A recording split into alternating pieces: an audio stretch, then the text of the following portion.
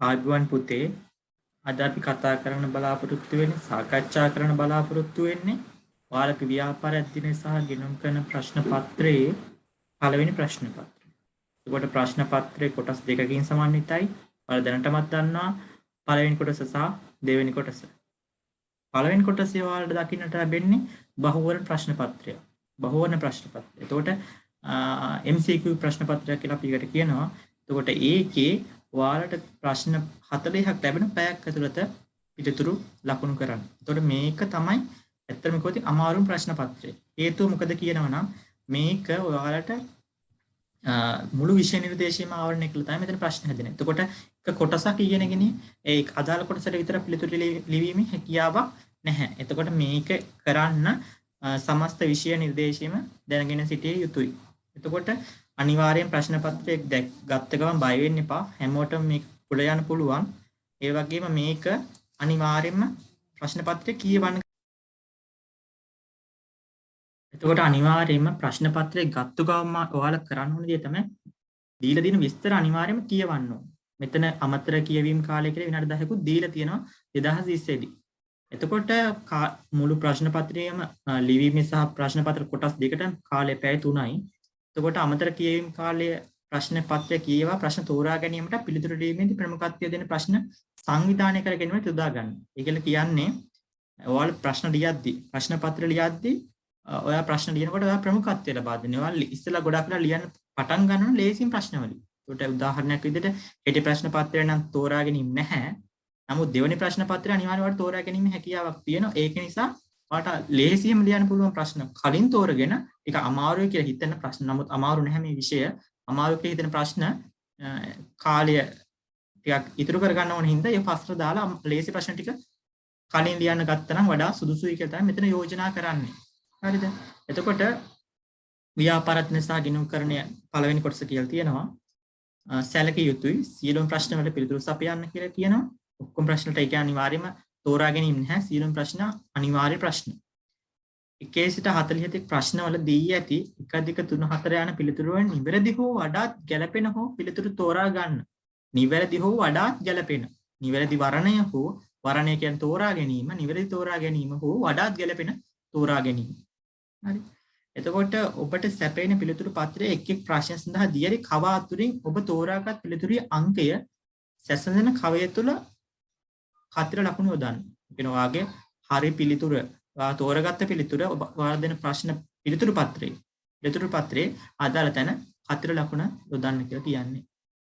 එම පිළිතුරු පත්‍රයේ පිටුපස දී ඇති අනෙක් උපදේශ සැලකිල්ලෙන් කියවා ඒවා පිළිපදින. අනිවාර්යයෙන්ම ඉන්ස්ට්‍රක්ෂන්ස් කියන දේ ඕනම ප්‍රශ්න පත්‍රය. දැන් මෙතනින් ගියාට පස්සේ ඔයාලා මේ සාමාන්‍ය පෙළෙන් පස්සේ උසස් පෙළ විභාග ලියන්නේ. ඊට පස්සේ වෘත්ති විභාග ලියන්නේ අය. ඒ වගේම තරඟ විභාග ලියන්නේ අය. ඒ හැම තැනකදීම ලැබෙන පොදු උපදේශක් පොදු අවධනක් තමයි මේ කතා කරන්නා වූ උපදේශ මාලාව. ඒතකොට මේ ප්‍රශ්න පත්‍රය ගත්තකම අනිවාර්යෙන් දැන් මේ ප්‍රශ්න පත්‍රය කියපුවම මේ ටිකම තමයි එන්නේ කියලා එහෙම කියලා නෑ. අනිවාර්යෙන්ම ප්‍රශ්න පත්‍රය අනිවාර්යෙන්ම ලබන සැරේ කියන්නේ මේ 2020 නේ. මේ 2020 තියෙන දැන් සමහර ළමයි හිතන්න පුළුවන් 2020 තියෙන දේම තමයි 2021 එකෙත් එන්නේ. එහෙම කියන්න බෑ. නමුත් අනිවාර්යෙන්ම ඔයාලට තියෙන ප්‍රශ්න පත්‍ර ටික කියවන්න අනිවාර්ය උපදේශ පත්‍රය අනිවාර්ය උපදේශ පත්‍රිකාව ඒ කියලා තියෙන දේ අනිවාර්යෙන්ම කියවිය යුතුමයි. හරි. අද අපි යමු ප්‍රශ්න පත්‍ර සාකච්ඡාවට. පළවෙනි ප්‍රශ්නය. පළවෙනි ප්‍රශ්න 5 කියලා තියෙන අංක සිද්ධියක් ඇසුරෙන්. සිද්ධියක්. ගොඩක් සිද්ධියක් කේස් ස්ටඩි කියලා කියනවා. මේක මේ වගේ ප්‍රශ්න රටාවට කේස් ස්ටඩි එකක්. එතකොට මේ කේස් ස්ටඩි දකින්න පුළුවන් ගොඩක් වෙලාවට ඔයාලා උසස් පෙළ වාණිජ්‍ය විෂය ධාරාව තෝරගත්තොතින් එහෙම. එතකොට මේ සිද්ධියක් දෙන ප්‍රශ්න කේස් ස්ටඩි ප්‍රශ්න ව්‍යාපාර අධ්‍යයනයේ උසස් පෙළදී දෙක ගැනීමේ හැකියාවක් තියෙනවා. එතකොට ගිරිකුල මහාවිද්‍යාලයේ ආදීශ සංගමය, පාසල් සමුපකාර සමිතිය හා අධ්‍යයන අනධ්‍යයන හා කාර්ය මණ්ඩල එකමුතුව තිස්ස සහල් මෝල් ව්‍යාපාරයේ අයිතිකරු වන දහම්සේකර පරිත්‍යාග කරන සහල් භාවිතයෙන් සකස් කර ලබා දෙන සහල් කැඳ වීදුරුවට පාසල් සිසු රුචිකත්වය දක්වයි. ඡේදයක් තියෙන්නේ. බැලුව බැලුවට පේනවා මේ ඡේදයේ කවුද ඉන්නේ? ගිරිකුල මහාවිද්‍යාලයේ ආදීශ සංගමයේ ඉන්නවා එක පැත්තකින්. පාසල් සමුපකාර සමිතියත් ඉන්නවා. ඒ වගේම අධ්‍යයන සහ අනධ්‍යයන කාර්ය මණ්ඩලය. Academic and non academic staff එක ඉන්නවා. ඒ වගේම තිස්ස සහල් මෝල් ව්‍යාපාරයේ අයිතිකරු. යා වෙනම ඉන්නවා. එතකොට මේක බැලුවම පේනවා මේ ටික ඉන්නේ කොහෙද? පාසල ඇතුලේනේ. පාසල ඇතුලේ මේ 30 සහල් මොළ තියෙන ව්‍යාපාරයක් විදියට වෙන පැත්තක ඉඳගෙන යා සම්බන්ධ වෙන්නේ කැඳ වීදුරුවක් දෙන්න. එතකොට පාසලෙන් වැඩි රුචිකත්වයක් දක්වයි. අහන පළවෙනි ප්‍රශ්නය තමයි සිද්ධි අධ්‍යයනය ඇසුරෙන් ගිරිකුල මහාවිද්‍යාලය විසින් සපුරාගෙන මිනිස් අවශ්‍යතාවය. තියරියෙන් අහන්න. මොකක්ද අවශ්‍යතාවයක් කියලා කියන්නේ? පුද්ගලයන් සමාජය තුළ ජීවත් වීමේදී අනිවාර්යයෙන්ම ඉෂ්ට කර යුතු දේවල්. ඒකට අපි අවශ්‍යතාව කියලා කියන්නේ. ඒකට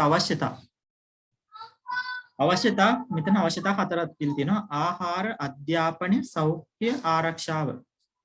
නම් මෙතන පොඩ්ඩක් ඉස්සරහට ගිහලා සාකච්ඡා කරනම් අවශ්‍යතාවත් එක්කම අනිත් යන දේ තමයි උවමනාවක් කියලා කියන්නේ.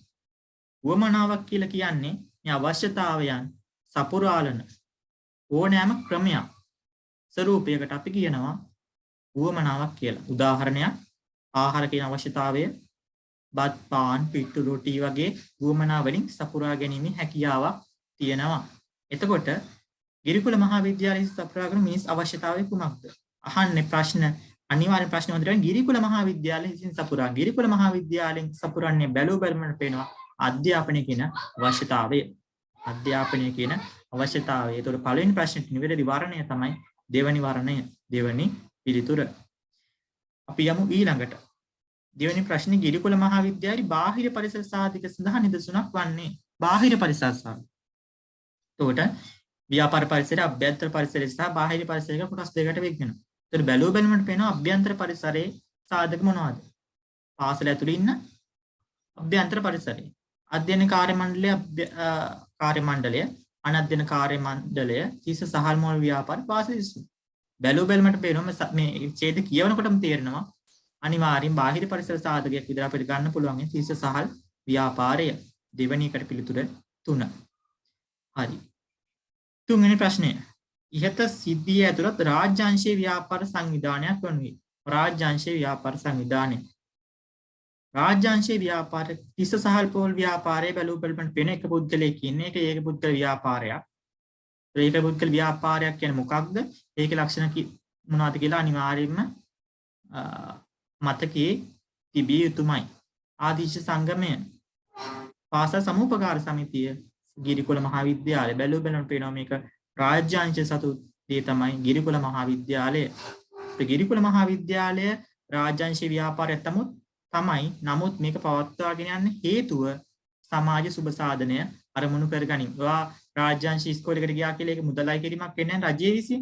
සමහර විට පාසල සංවර්ධන සමිතිය විසින් මුදලක් අය කරන වෙන්න පුළුවන්. නමුත් ඒක රාජ්‍යාංශයට යන්නේ නැහැ. ඒතර රාජ්‍යාංශය අනිකර මේක පවත්වාගෙන යන්නේ සමාජ සුබ සාධනය අරමුණු කරගෙන. සමාජ සුබ සාධනයේ ඉලක්ක කරගෙන. නැත්නම් සෝෂල් වෙල්ෆෙයාර් උපයෝගික අරමුණු කරගෙන තමයි මේක රාජ්‍යාංශීය ව්‍යාපාරයක් විදියට පාසල් පද්ධතිය මෙහෙවන්නේ. ඒතර රාජ්‍යාංශ ගුරුවරුන්ට වැටොක් ගෙවන්න පාසල් නඩත්තු කරන විශාල අතිශය විශාල වියදමක් රජයේ මහා භාණ්ඩාගාරයෙන් රජයේ වියදමින් දරනවා. එතකොට හතරවෙනි ප්‍රශ්නය. ඉහත සිද්ධිය ඇතුළත් සහල් කැඳ සකස් කිරීමට භාවිතා කළ සහල් අයත් වන නිෂ්පාදන සාධකය. නිෂ්පාදන සාධක 4 factor of production කියලා කියනවා. අපි නිෂ්පාදන සාධක හතරක් දකින්න ලැබෙනවා.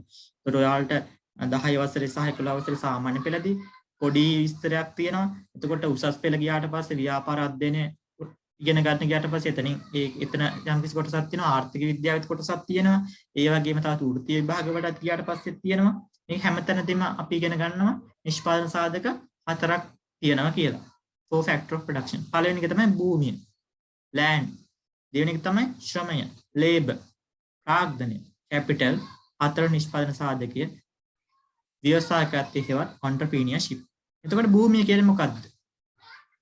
භූමිය කියලා කියන්නේ ස්වභාව ධර්මයෙන් ලැබී ඇති නිෂ්පාදන ක්‍රියාවට යොදවා ගන්නා ලබන ස්වභාවික සම්පත්. භූමිය ගත්තට පස්සේ ඒකට උදාහරණ තමයි මහ පොළොව, ඒ වගේම ස්වභාවික ගංගා, ඒ වගේ දේවල්. වන සම්පත්, ඒ වගේ දේවල් ගන්න පුළුවන් භූමිය. ශ්‍රමය. ශ්‍රමය කියලා කියන්නේ අනිවාර්යයෙන්ම මිනිසා සතු. මිනිසා සතු දෙක ශ්‍රමය. ඒකට මේක සාමාන්‍ය ජීවමාන සාධකයක්. ශ්‍රමයේ ලක්ෂණ. ශ්‍රමය කියලා කියන්නේ මිනිසා සතු කායික සහ මානසික වෙහෙස, කායික වෙහෙස වෙන එක පැත්තකින් මානසික වෙහෙස තවත් පැත්තකින් කායික ශ්‍රමිකයෙක් අපේනවා කම්කරුවෙක් වගේ ගත්තට පස්සේ අර වෙන්නේ කායික වෙහෙස කායික ශ්‍රමය අනිත් එක මානසික වෙහෙස ඒවත් මානසික ශ්‍රමය කියලා කියන්නේ වෛද්‍යවරුන් ගුරුවරුන් වගේ මනස මෙහෙवला වෘත්තීන් වල නියැලෙන පුද්ගලයන් ප්‍රාග්ධනය නැත්තම් කැපිටල් මොකද්ද ප්‍රාග්ධනය කියලා කියන්නේ බලමු අපි ප්‍රාග්ධනය කියලා කියන්නේ මිනිසා විසින් නිෂ්පාදනය කරන ලබන නිෂ්පාදන ක්‍රියාවලට යොදවා ගන්නා නිෂ්පාදන ආධාරක එහෙම නැත්නම් උපකරණ නැත්නම් මෙවලමකට අපි කියනවා ප්‍රාග්ධනය කියලා. මේවා මිනිසා විසින් තමයි හදන්නේ. නිෂ්පාදන ක්‍රියාවට ආධාර කරගන්න. ඒ වගේ මේවා ෂේ වීමකට ලක් වෙනවා. ෂේ වෙන කියලා කියන්නේ මේවා නිෂ්පාදන ක්‍රියාවට යොදව ගන්නවත් එක්කම කාලය සමග මේ වගේ වටිනාකම අඩු වෙලා යනවා. උදාහරණයක් විදිහට අද යන්ත්‍රයක් ගතින් තව අවුරුදු දෙකකින් මේ යන්ත්‍රේ වටිනාකම අඩු වෙනවා.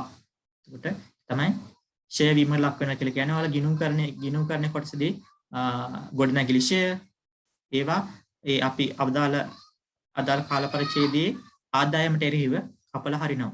ආග්දන ෂේ වගේ ෂේ වී ඊට ව්‍යවසායකත්වය entrepreneurship ව්‍යවසායකත්වයෙන් ඉතාමත්ම වැදගත් විෂය නිෂ්පාදන සාධකයක්. ව්‍යවසායකත්වයට ගත්තට පස්සේ ඔයාලට උසස් පෙළ ව්‍යාපාර අධ්‍යයනය කරන්න ගියොත් කණිකර පාඩමක් විදිහට ව්‍යවසායකත්වය ඉගෙන ගන්න හැකියාව තියෙන. ව්‍යවසායකත්වය කියන්නේ මොකක්ද? ව්‍යවසායකයාගේ ලක්ෂණ මොනවද? ව්‍යවසායකත්වයේ ලක්ෂණ මොනවද? එතකොට ඒ වගේ විවිධාකාර විශේෂේත්‍රයක් ආවරණය වෙන පැත්තක් තමයි ව්‍යවසායකත්වය කියලා කියන්නේ. එතකොට ඔයාලා මේ විභාගේ පාස් වෙලා උසස් පෙළත් පාස් වෙලා ජපුර වගේ විශ්වවිද්‍යාලයකට ගියොත් එහෙම ව්‍යවසායකත්වය කියලා දෙපාර්තමේන්තුවක් තියෙනවා. ඒතර ඒ දෙපාර්තමේන්තුවක් කියලා කියන්නේ කළමනාකරණ පීඨයේම කොටසක්. ඒ වගේම ව්‍යවසායකත්වයේ දෙපාර්තමේන්තුවක් තියෙනවා. ඩිපාර්ට්මන්ට් එකක්. ඒ වගේම HRM ඩිපාර්ට්මන්ට්, මාකටිං ඩිපාර්ට්මන්ට්. දැන් ඔයාලා මේ මෙතනදී 10 11 පන්ති වල ඉගෙන ගන්න අලෙවිකරණ එක පොඩි කොටසක් තමයි අලෙවිකරණ එක ඉගෙන ගන්න. ඒතර අලෙවිකරණ එක ගත්තට පස්සේ ලොකු පරතරයක් වගේ විෂයක්. එතකොට ඒක සම්පූර්ණයෙන්ම අවුරුදු 4ක්ම අලෙවිකරණ මාකටිං මැනේජ්මන්ට්. එතකොට එහෙම ඉගෙන ගැනීමේ හැකියාවක් තියෙනවා. ඒතර ව්‍යවසායකත්වය කියන්නේ මොකක්ද? entrepreneurship කියලා කියන්නේ මෙන්න මේ නිෂ්පාදන සාධක තුන උපයෝගී කරගෙන ඉවරලා මේවා සංකලනය කරමින් අවදානම් දරමින් නවෝත්පාදන හඳුන්වාම දීමේ ක්‍රියාවට අපි සරලවම කියන ව්‍යවසායකත්වය කියලා. එතකොට ව්‍යවසායකත්ව ක්‍රියාවලිය මෙහෙවන කෙනාට අපි කියන ව්‍යවසායකයා කියලා. entrepreneur. ඒතර ව්‍යවසායකයාගේ ලක්ෂණ මේවා සිසු නිෂ්පාදන සාධක සංකලනය කරගන්න. ඒ වගේම අවදානම් දරනවා. නවෝත්පාදන හඳුන්වා දෙනවා. අහන්න පුළුවන් ප්‍රශ්නේ මොකද නවෝත්පාදනයක් කියලා කියන්නේ? නවෝත්පාදනයක් කියලා කියන්නේ නව භාණ්ඩයක් හෝ තියෙන භාණ්ඩය වැඩි දියුණු කිරීමක්. නව භාණ්ඩයක් හෝ තියෙන භාණ්ඩය වැඩි දියුණු කිරීමකට අපි කියනවා නවෝත්පාදනයක් කියලා. නම් පොඩි සරල පැහැදිලි කිරීමක් කරේ. හරි. අපි යමු පස්වෙනි ප්‍රශ්නෙට.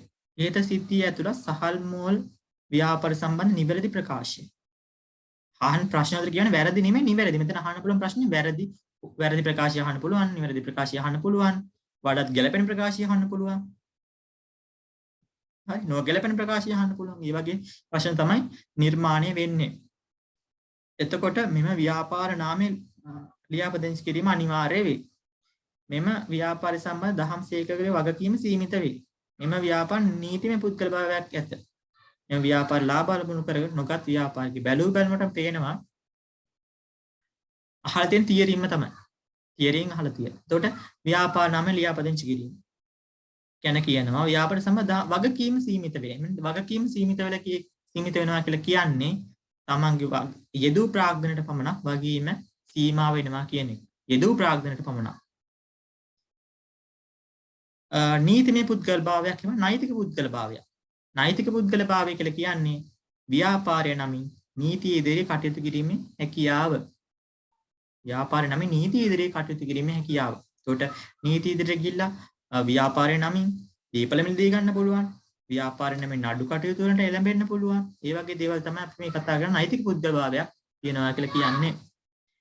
එතකොට මේ ලාභ අරමුණු කරගන්න නොගත් ව්‍යාපාරිකයි සහ ඒක පුද්ගල ව්‍යාපාරයනේ තිසසහල් ව්‍යාපාරය අපි හඳුනගත්තනේ. ඒතර ඒක පුද්ගල ව්‍යාපාරයක් නම් අනිවාර්යයෙන්ම ලාභ ලබන්න ප්‍රොෆිට් ප්‍රොෆිට් බේස් අපි ලාභ ගන්න තමයි ව්‍යාපාරයක් කරන්නේ. ඒක පුද්ගලෝ හවුල් ව්‍යාපාරයක්.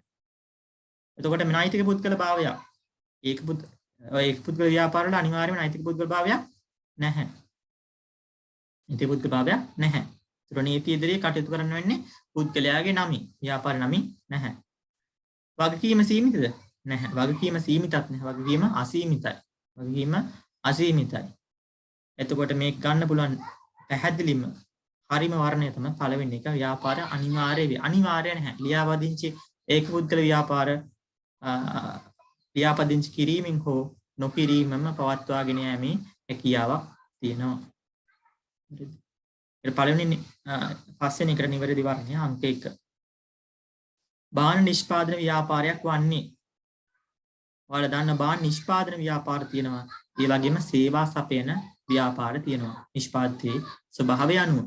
එතකොට බැලුව බැලමට පේනවා මේක සීමා සහිත ලංකා සීනි පෞද්ගලික සමාගම, සමුපකාර තොග වෙළඳ සංස්ථාව, ශ්‍රී ලංකා ගුවන් සමාගම, මහ බැංකුව. අහන්නේ භාණ්ඩයක් හදන දෙයකට තියෙන ශ්‍රී ලංකා සීනි පෞද්ගලික සමාගම. අනිත් ඒවා තියෙන තොග වෙළඳ සංස්ථාව, සමුපකාර, අනිත් එක ගුවන් සේවා සමාගම භාණ්ඩ හදන්නේ නැහැ. මහ බැංකුවත් මම හිතන්නේ භාණ්ඩ හදන්නේ නැහැ. බැංකුව භාණ්ඩ හදන්නේ නැහැ. සේවාවක් සපයන්නේ මූලික සේවානේ. හරි. එතකොට පළවෙනි එක තමයි උත්තරේ. හරි. අපි යමු ඊළඟට 7 වෙනි ප්‍රශ්නෙට. 7 වෙනි ප්‍රශ්නෙට ව්‍යාපාර සංවිධාන වලින් තමයි ප්‍රශ්නේ ගොඩ නැගිලා තියෙන්නේ. ව්‍යාපාර සංවිධාන වල. එතකොට ව්‍යාපාර සංවිධානයේ වර්ගීකරණය වෙන හිමිකාරත්වය අනුව, ඒ වගේම ස්වභාවය අනුව, ඒ වගේ ව්‍යාපාර සංවිධාන වර්ග වෙන ආකාරය පිළිබඳ හොඳ දැනුමක් තිබිය යුතුමයි. ඒකට බැලුවනේ ප්‍රජාතන්ත්‍රවාදී පාලනය සහ ඒකේ ව්‍යාපාර සංවිධාන ලක්ෂණ ටික කලින් දීලා තියෙනවා. ප්‍රජාතන්ත්‍රවාදී පාලනයක් ස්වේච්ඡා සහ විවෘත සමාජික පැති ව්‍යාපාර සංවිධාන ලක්ෂණ වේ. එම ව්‍යාපාර සංවිධාන නිදසුණක් වන්නේ. මොකක්ද අහනවද? බැලුවම පේන මොකද්ද? ඔයාලා කියන කේවල සම්ව්‍යාපාර, හවුල් ව්‍යාපාර, සංස්ථාප්‍ය සමාගම්, ඒ වගේම සමෝපාකාර සමිති, ඒ වගේම සමිති සංවිධාන. බැලුවම පේන මේක මොකද්ද? ඒකේ ලක්ෂණ තමයි සමෝපාකාර සමිති ලක්ෂණ. එහෙනම් සමෝපාකාර සමිතිය දකින්න පුළුවන් දෙවැනි පිළිතුරේ. අනිත් ඒ වගේ නෙමෙයි. නම් මේකට නිවැරදිම පිළිතුර තමයි දෙවැනි පිළිතුර. සීමා සහිත මහාර්ගම විවිධ සේවා සමෝපාකාර සමිතිය. හරි. අපි මුවෙමු 8 වෙනි ප්‍රශ්නෙට. 8 වෙනි ප්‍රශ්නේ කියවෙන්නේ රුවන් මොඩර්න් සැලුම් වෙත ගොස් කොණ්ඩා කපා ගැනීම, තපුමතන් ප්‍රයෝජන සඳහා ජපානයේ මෝටර රථයක් ආනයනය කිරීම, සමුදු මල් වෙලෙන්දෝ නැවුම් මල් කූඩ දෙකක් මිලදී ගැනීම, සමන්සිය අස්වැන්නේ වී කිලෝ 50ක් වී මෝල් හිමිකට විකිණීම. සිදුවීම් 4ක් තියෙනවා. අහන්නේ ප්‍රශ්නේ තමයි අහන්නේ තොග වෙළඳාමක් කියන්නේ මොකද්ද? ඒකට තොග වෙළඳාමට උදාහරණ. දැනගන්න සිල්ලර වෙළඳාමක් කියන්නේ මොකද්ද? තොග වෙළඳාමක් කියන්නේ මොකද්ද? ඒතර සිල්ලර වෙළඳාමක් කියලා කියන්නේ අවසාන පරිභෝජනයේ සඳහා භාණ්ඩ විකුණනවා නම් අපි ඒකට කියනවා සිල්ලර වෙළඳාමක් කියලා. ඒතර සිල්ලර වෙළඳාමේ ලක්ෂණ. කුඩා කොටස් වශයෙන් තමයි භාණ්ඩ අලෙවි කරන්නේ සිල්ලර වෙළඳා. ඒ වගේම භාණ්ඩ වර්ග විශාල ප්‍රමාණයක් අලෙවි කරනවා. ඒකක ලාභේ ගොඩක් අඩුයි සිල්ලර වෙළඳාම. ඊට සාපේක්ෂව අපි බලමු තොග වෙළඳාමේ ලක්ෂණ මොනවද කියලා. තොග වෙළඳාම මොකද කරන්නේ?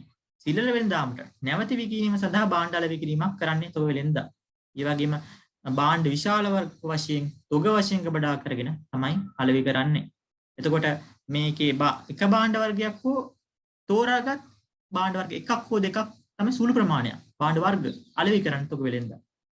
තොග වෙළඳා ගොඩක් වෙලාවට ලබන ලාභය ටිකක් වැඩි සිල්ලර වෙළඳාට සාපේක්ෂව. ඔය ටික තමයි ලක්ෂණ. මතක තියෙන්න ඕනේ.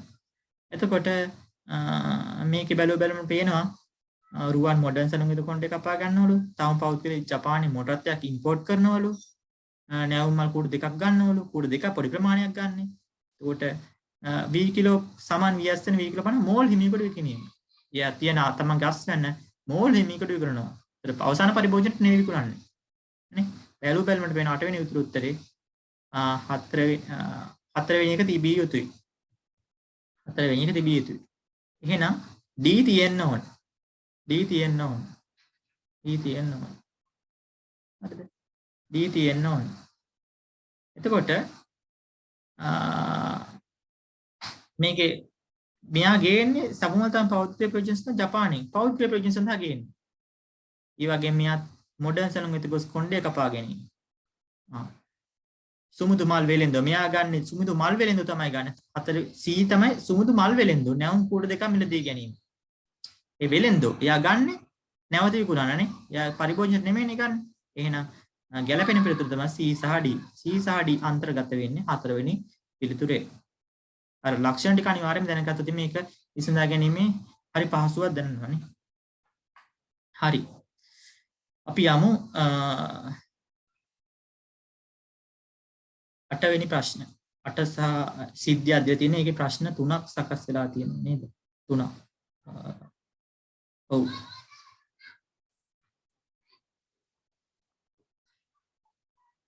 හත්සන සිද්ධිය අතර 9 සහ ප්‍රශ්න 10 ප්‍රශ්න වල පිළිතුරු සපයන්න කියලා කියනවා. කසුන්ට රුපියල් 18000ක ලංකා බැංකුවෙන් චෙක් පතක් අරුණගෙන් ලැබුණි. කසුන්ට ලැබෙනවා ආගෙන අරුණගෙන් ලංකා බැංකු චෙක් පතක්. ඒ ගනුදෙනු කරන හැකි ලෙස රේඛනය කර තිබුණි. චෙක් පත් සම්බන්ධයෙන් ලොකු අවධානයක් යොමු කරන ප්‍රශ්න ලැබීමේ ලොකු හැකියාවක් තියෙනවා. අනිවාර්යෙන් ප්‍රශ්නයක් එනවාම තමයි. චෙක් පත් රේඛනය සම්බන්ධයෙන්. මේ චෙක් පත් රේඛනය කියලා සම්බන්ධයෙන් ගත්තට පස්සේ මොකද චෙක් පත් රේඛනය කරනවා.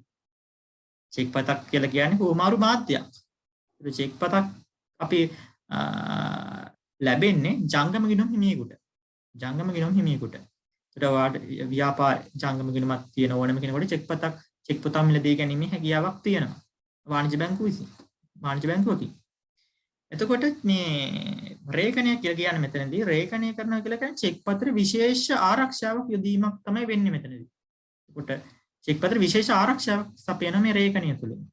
රේඛනය දකින්න අපිට ආකාර දෙකකින් සාමාන්‍ය රේඛනය සහ විශේෂ රේඛනය. එතකොට සාමාන්‍ය රේඛනය දකින්නට පුළුවන් මේ රේඛනය කරනවා කියලා කියන්නේ ගොඩක් වෙලාවට චෙක් පතක මුහුණත හරහා ඉරි කැලි දෙකක් ඇඳීම.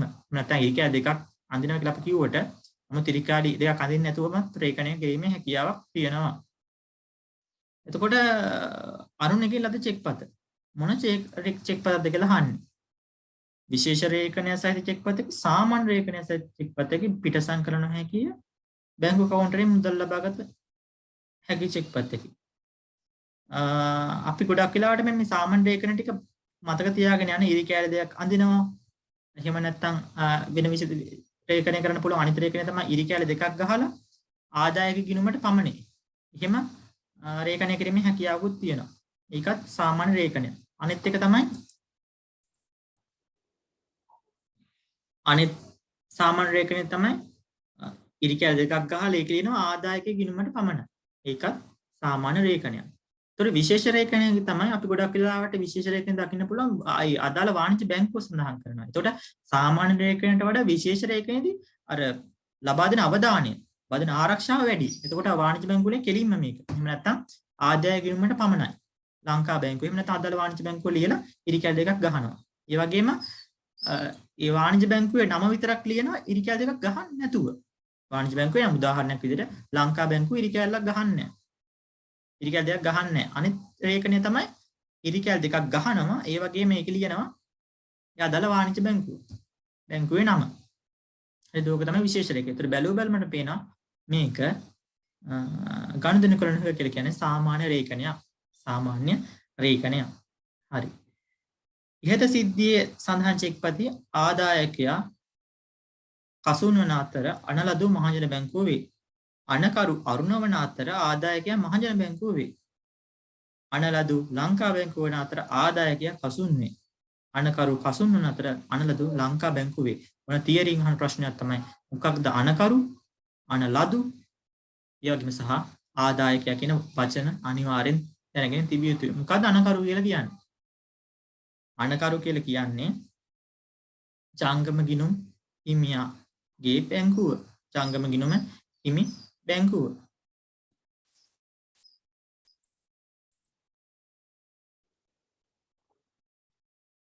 චෙක්පත ගොඩක් වෙලාට ලියන්න. චෙක්පත ලියන්න අනකරු. අනලදු කියලා කියන්නේ මොකද්ද? ඒ ගෙවීම කියලා උපදෙස් දෙන බැංකුව. අදාළ බැංකු මේ අදාළ පුද්ගලයාට මුදල් ගෙවන්න කියලා උපදෙස් දෙන බැංකුව. අනලදු ලද්ද. එතකොට ආදායකයා ඒ චෙක් පතේ සඳහා වටිනාකම ලැබීමට නියමිත පුද්ගලයා. ඒක තමයි අපි ආදායකය කියලා කියන්නේ. එහෙනම් බැලුව බැලමට පේන මොකද්ද මේකේ උත්තරේ? 10 වෙනි එකට උත්තරේ බැලුවන්ට පේනවා අනලදු ලංකා බැංකුව. ලැබෙන ලංකා බැංකුවේ චෙක් පතක්නේ.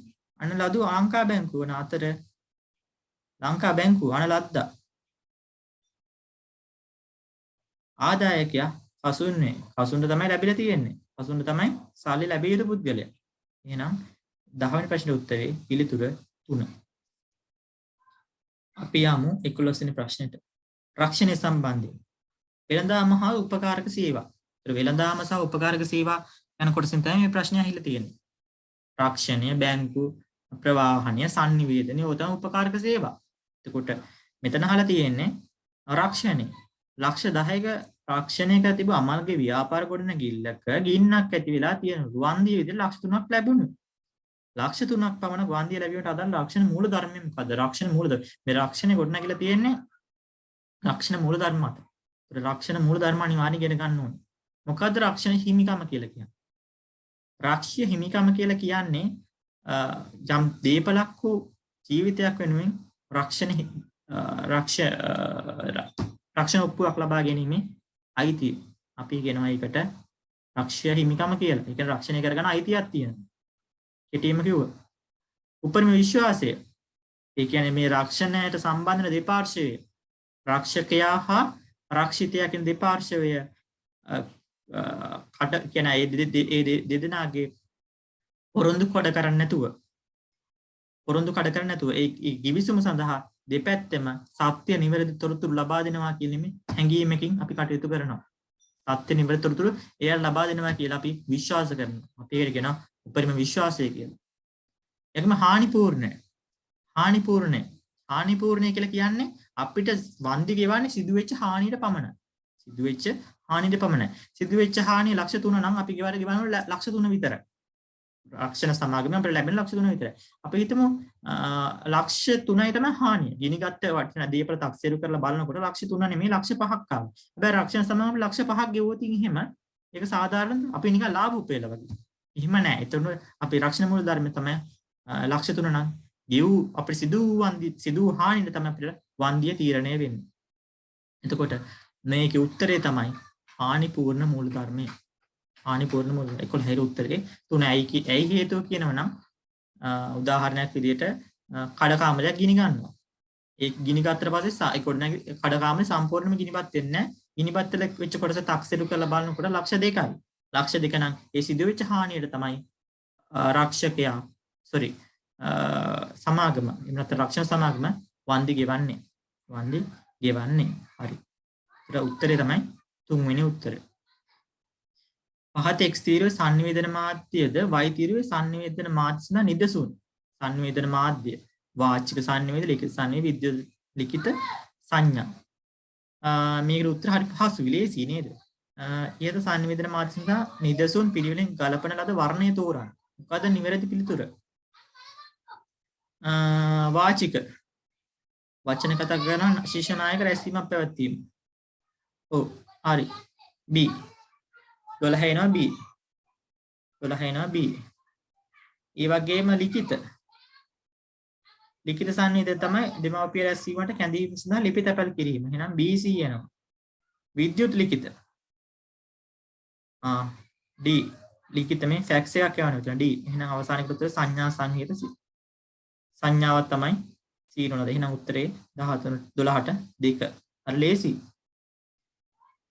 යාපනයේ ජාත්‍යන්තර ගුවන් තොටුපළ ආකර්ෂණ නවීකරණය කිරීම මෙම ප්‍රකාශන ගම්මන මූලිකාංග ප්‍රවාහන මූලිකාංග 4ක් තියෙනවා. මාධ්‍ය, මාර්ගය, බලය සහ පර්යන්තය. මාධ්‍ය, මාර්ගය, බලය සහ පර්යන්තය. පර්යන්තය මේ ගුවන් තොටුපළ කියලා කියන්නේ මේ සංනිවේදන ප්‍රවාහනය එකට එකතු වෙන ස්ථානය. ප්‍රවාහනය සිද්ධ වෙන ස්ථානය. අපි ඒකට කියනවා පර්යන්තය කියලා. දැන් ගොඩක් වෙලාවට මේක තමයි ගුවන් ප්‍රවාහනය තමයි මේ කතා කරන්නේ. නාවික ප්‍රවාහනය වෙනම තියෙනවා. එතකොට මේකේ මේ අපි කතා කරන ගුවන් ප්‍රවාහනය හරහා ඒතර පර්යන්තය තමයි ඒ යාන නතර කරලා තියෙන්නේ ගුවන් තොටුපළේ. එහෙනම් අපිට ඒකට පර්යන්තය මේ ටිකත් නිර්වචන දැනගන්න. මාධ්‍ය, මාර්ගයේ, බලය, පර්යන්තකින් ටිකත් ඉවල බලා ගන්න. හරි. ආයුරා සුව මැදුන ප්‍රතිශක්ති කරන ජනනපානයක් නිෂ්පාදනය කිරීමට තීරණය කරනවලු. මෙම ප්‍රකාශ සඳහා ගම්මන් කළමනාකරණ කාර්යය සහ අලෙවිකරණ විශ්ය විචාරලේ. දැන් ඊටර ගත්තට පස්සේ කළමනාකරණය සහ අලෙවිකරණ දෙක එකට සම්බන්ධ වෙලා. දැන් ඊටර ඔයාලා උසස් පෙළ පාසල විශ්වවිද්‍යාලයක කළමනාකරණය වෙනම් පීඨයක්. ඒක කළමනාකරණය වලට පොඩි කොටසක් තියෙනවා. ඒ කළමනාකරණ පීඨයේ තමයි අනිත් සබ්ජෙක්ට් ඔක්කොම තියෙන. කළමනාකරණය තමයි බේසික්. ඒ කළමනාකරණය මූලික කරගෙන තමයි අනිත් දේවල් රැඳෙන්නේ. එතකොට මෙතන ගත්තට පස්සේ තියෙන කළමනාකරණය සහ අලෙවිකරණ මිශ්‍රය එකට ඒකාබද්ධ වෙලා. කළමනාකරණ කාර්යයන් හතරක් තියෙනවා. මොනවද? සැලසුම්කරණය, සංවිධානයකරණය, මෙහෙයවීම සහ පාලනය කියලා. හරිද? ඊට පස්සේ අලෙවිකරණ මිශ්‍රය තියෙනවා නිෂ්පාදිතය, මිල, ප්‍රවර්ධනය කියන කොටස් ටික. එතකොට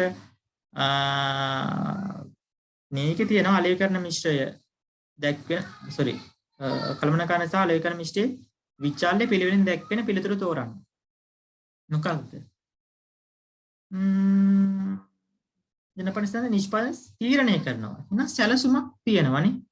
තීරණය කරනවා 17 මේ ප්‍රශ්නේ නිෂ්පාදනය තීරණය කරනවා 14. තීරණය කරනවා. එහෙනම් සැලසුමක් තියෙනවා. එහෙනම් මොකද සැලසුම් කරන්නේ මොකද්ද?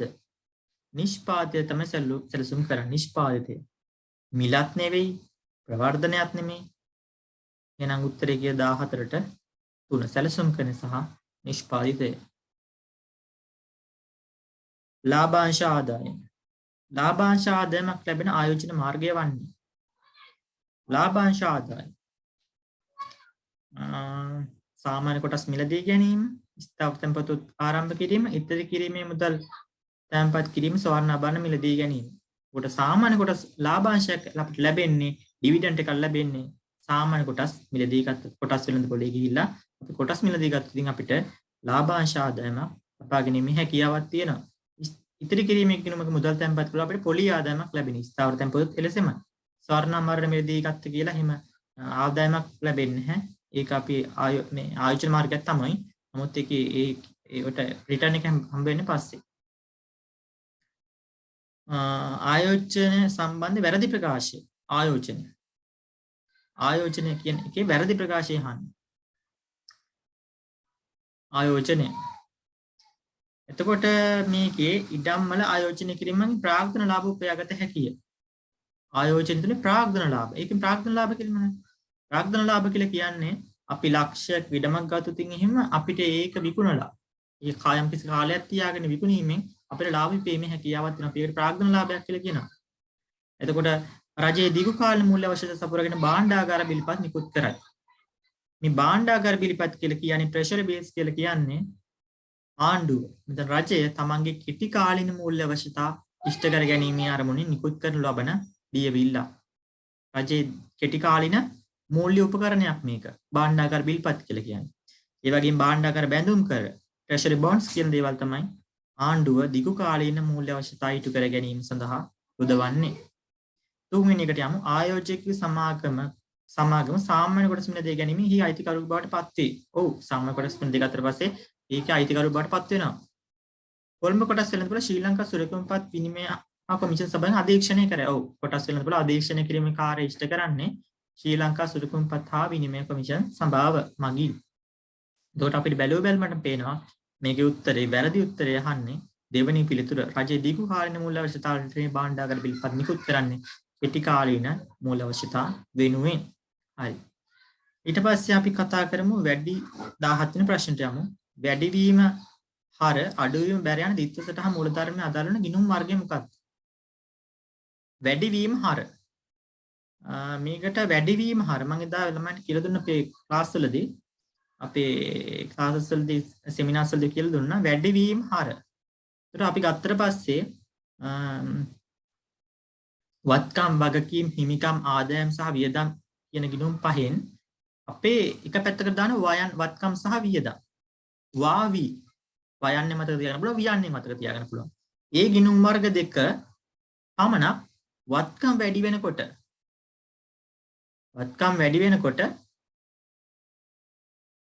ඒ පැත්තේ ගිණුම් දෙක හර වෙනවා. උදාහරණයක් විදියට මුදල් ලාච්චු ලැබෙනකොට මුදල් ගිණුම හර වෙනවා. මුදල් කියන්නේ වත්කම. මුදල් කියන්නේ වත්කම. ජංගම වත්කම. ඒතර මුදල් ලැබෙනකොට හර වෙනවා. වැඩි වෙනකොට හර වෙනවා. එතකොට අඩු වෙනකොට බැර වෙනවා. ඒ වගේම වත්කම් වලින් ඊළඟ දෙන වියන්න. වියදම්. වියදුනොත් එලෙසම. වියදම් ගිනුමත් එහෙමයි. වියදම් වැඩි වෙනකොට හර වෙනවා. අඩු වෙනකොට බැර වෙනවා. බැර වෙනවා. ඉතුරු ගිණුම් තුන. හිමිකම්, ආදායම් සහ වගකීම් ගිණුම් තුන එකේ අනිත් පැත්ත වෙන්නේ. වැඩි වෙනකොට බැර, අඩු වෙනකොට හර.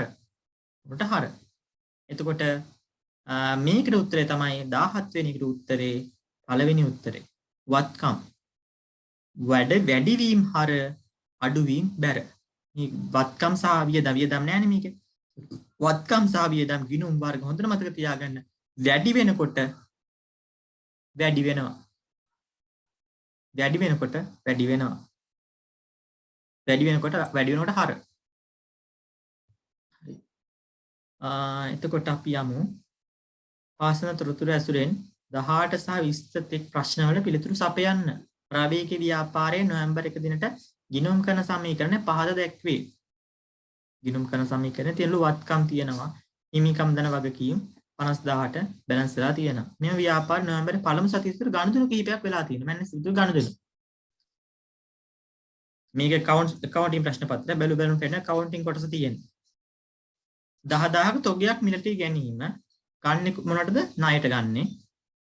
හොඳට කියවන්න. 5000ක තොගයක් අත්පිට ගන්න. සල්ලි වලට ගන්නෙ. එකක් ගැනීමක්, තොගය වැඩිවීමක්. ණය හිමියෙකුට 7000ක් ගෙවීම. සල්ලි වලින් ගෙවලා තියෙන්නේ. 5000ක මිලදීකත් බඩු තොගය රුපියල් 7000ට විකුණනවා. 5000ට ගත්ත දෙයක් 7000ට විකුණනවා. 2000ක ලාභයක් උපයනවා. ඒ ටික ඔළුවේ තියාගන්න ඕන. තියාගෙන 18 ප්‍රශ්නෙට. ඉහත ගණිතන වලින් පසු මෙම ව්‍යාපාරේ වගකීම් වල වගකීම් ඇතුළේ කෙටි කාලන සහ දිගු කාලන වගකීම් තියෙනවා. ජංගම සහ ජංගම නොවන වගකීම්. බැලුවට පස්සේ වගකීම් වල දැන් වගකීම් තියෙන 15000. ණයට ගත්තට පස්සේ අපි දන්න හැමතිස්සෙම දිත්තරන් මොකද්ද? ගැනුම් හර ණය හිමි බැර. තොග ගන්නකොට ගැනුම් හර ණය හිමි බැර. ඒතර ණය හිමිය කියන්නේ වගකීමක්. අනිවාර්යයෙන්ම 10000 වැඩි වෙනවද? වැඩි වෙනවද? ඔව්. වගකීමක් වැඩි වෙනවා. වැඩි වෙනවා. වැඩි වෙනවා.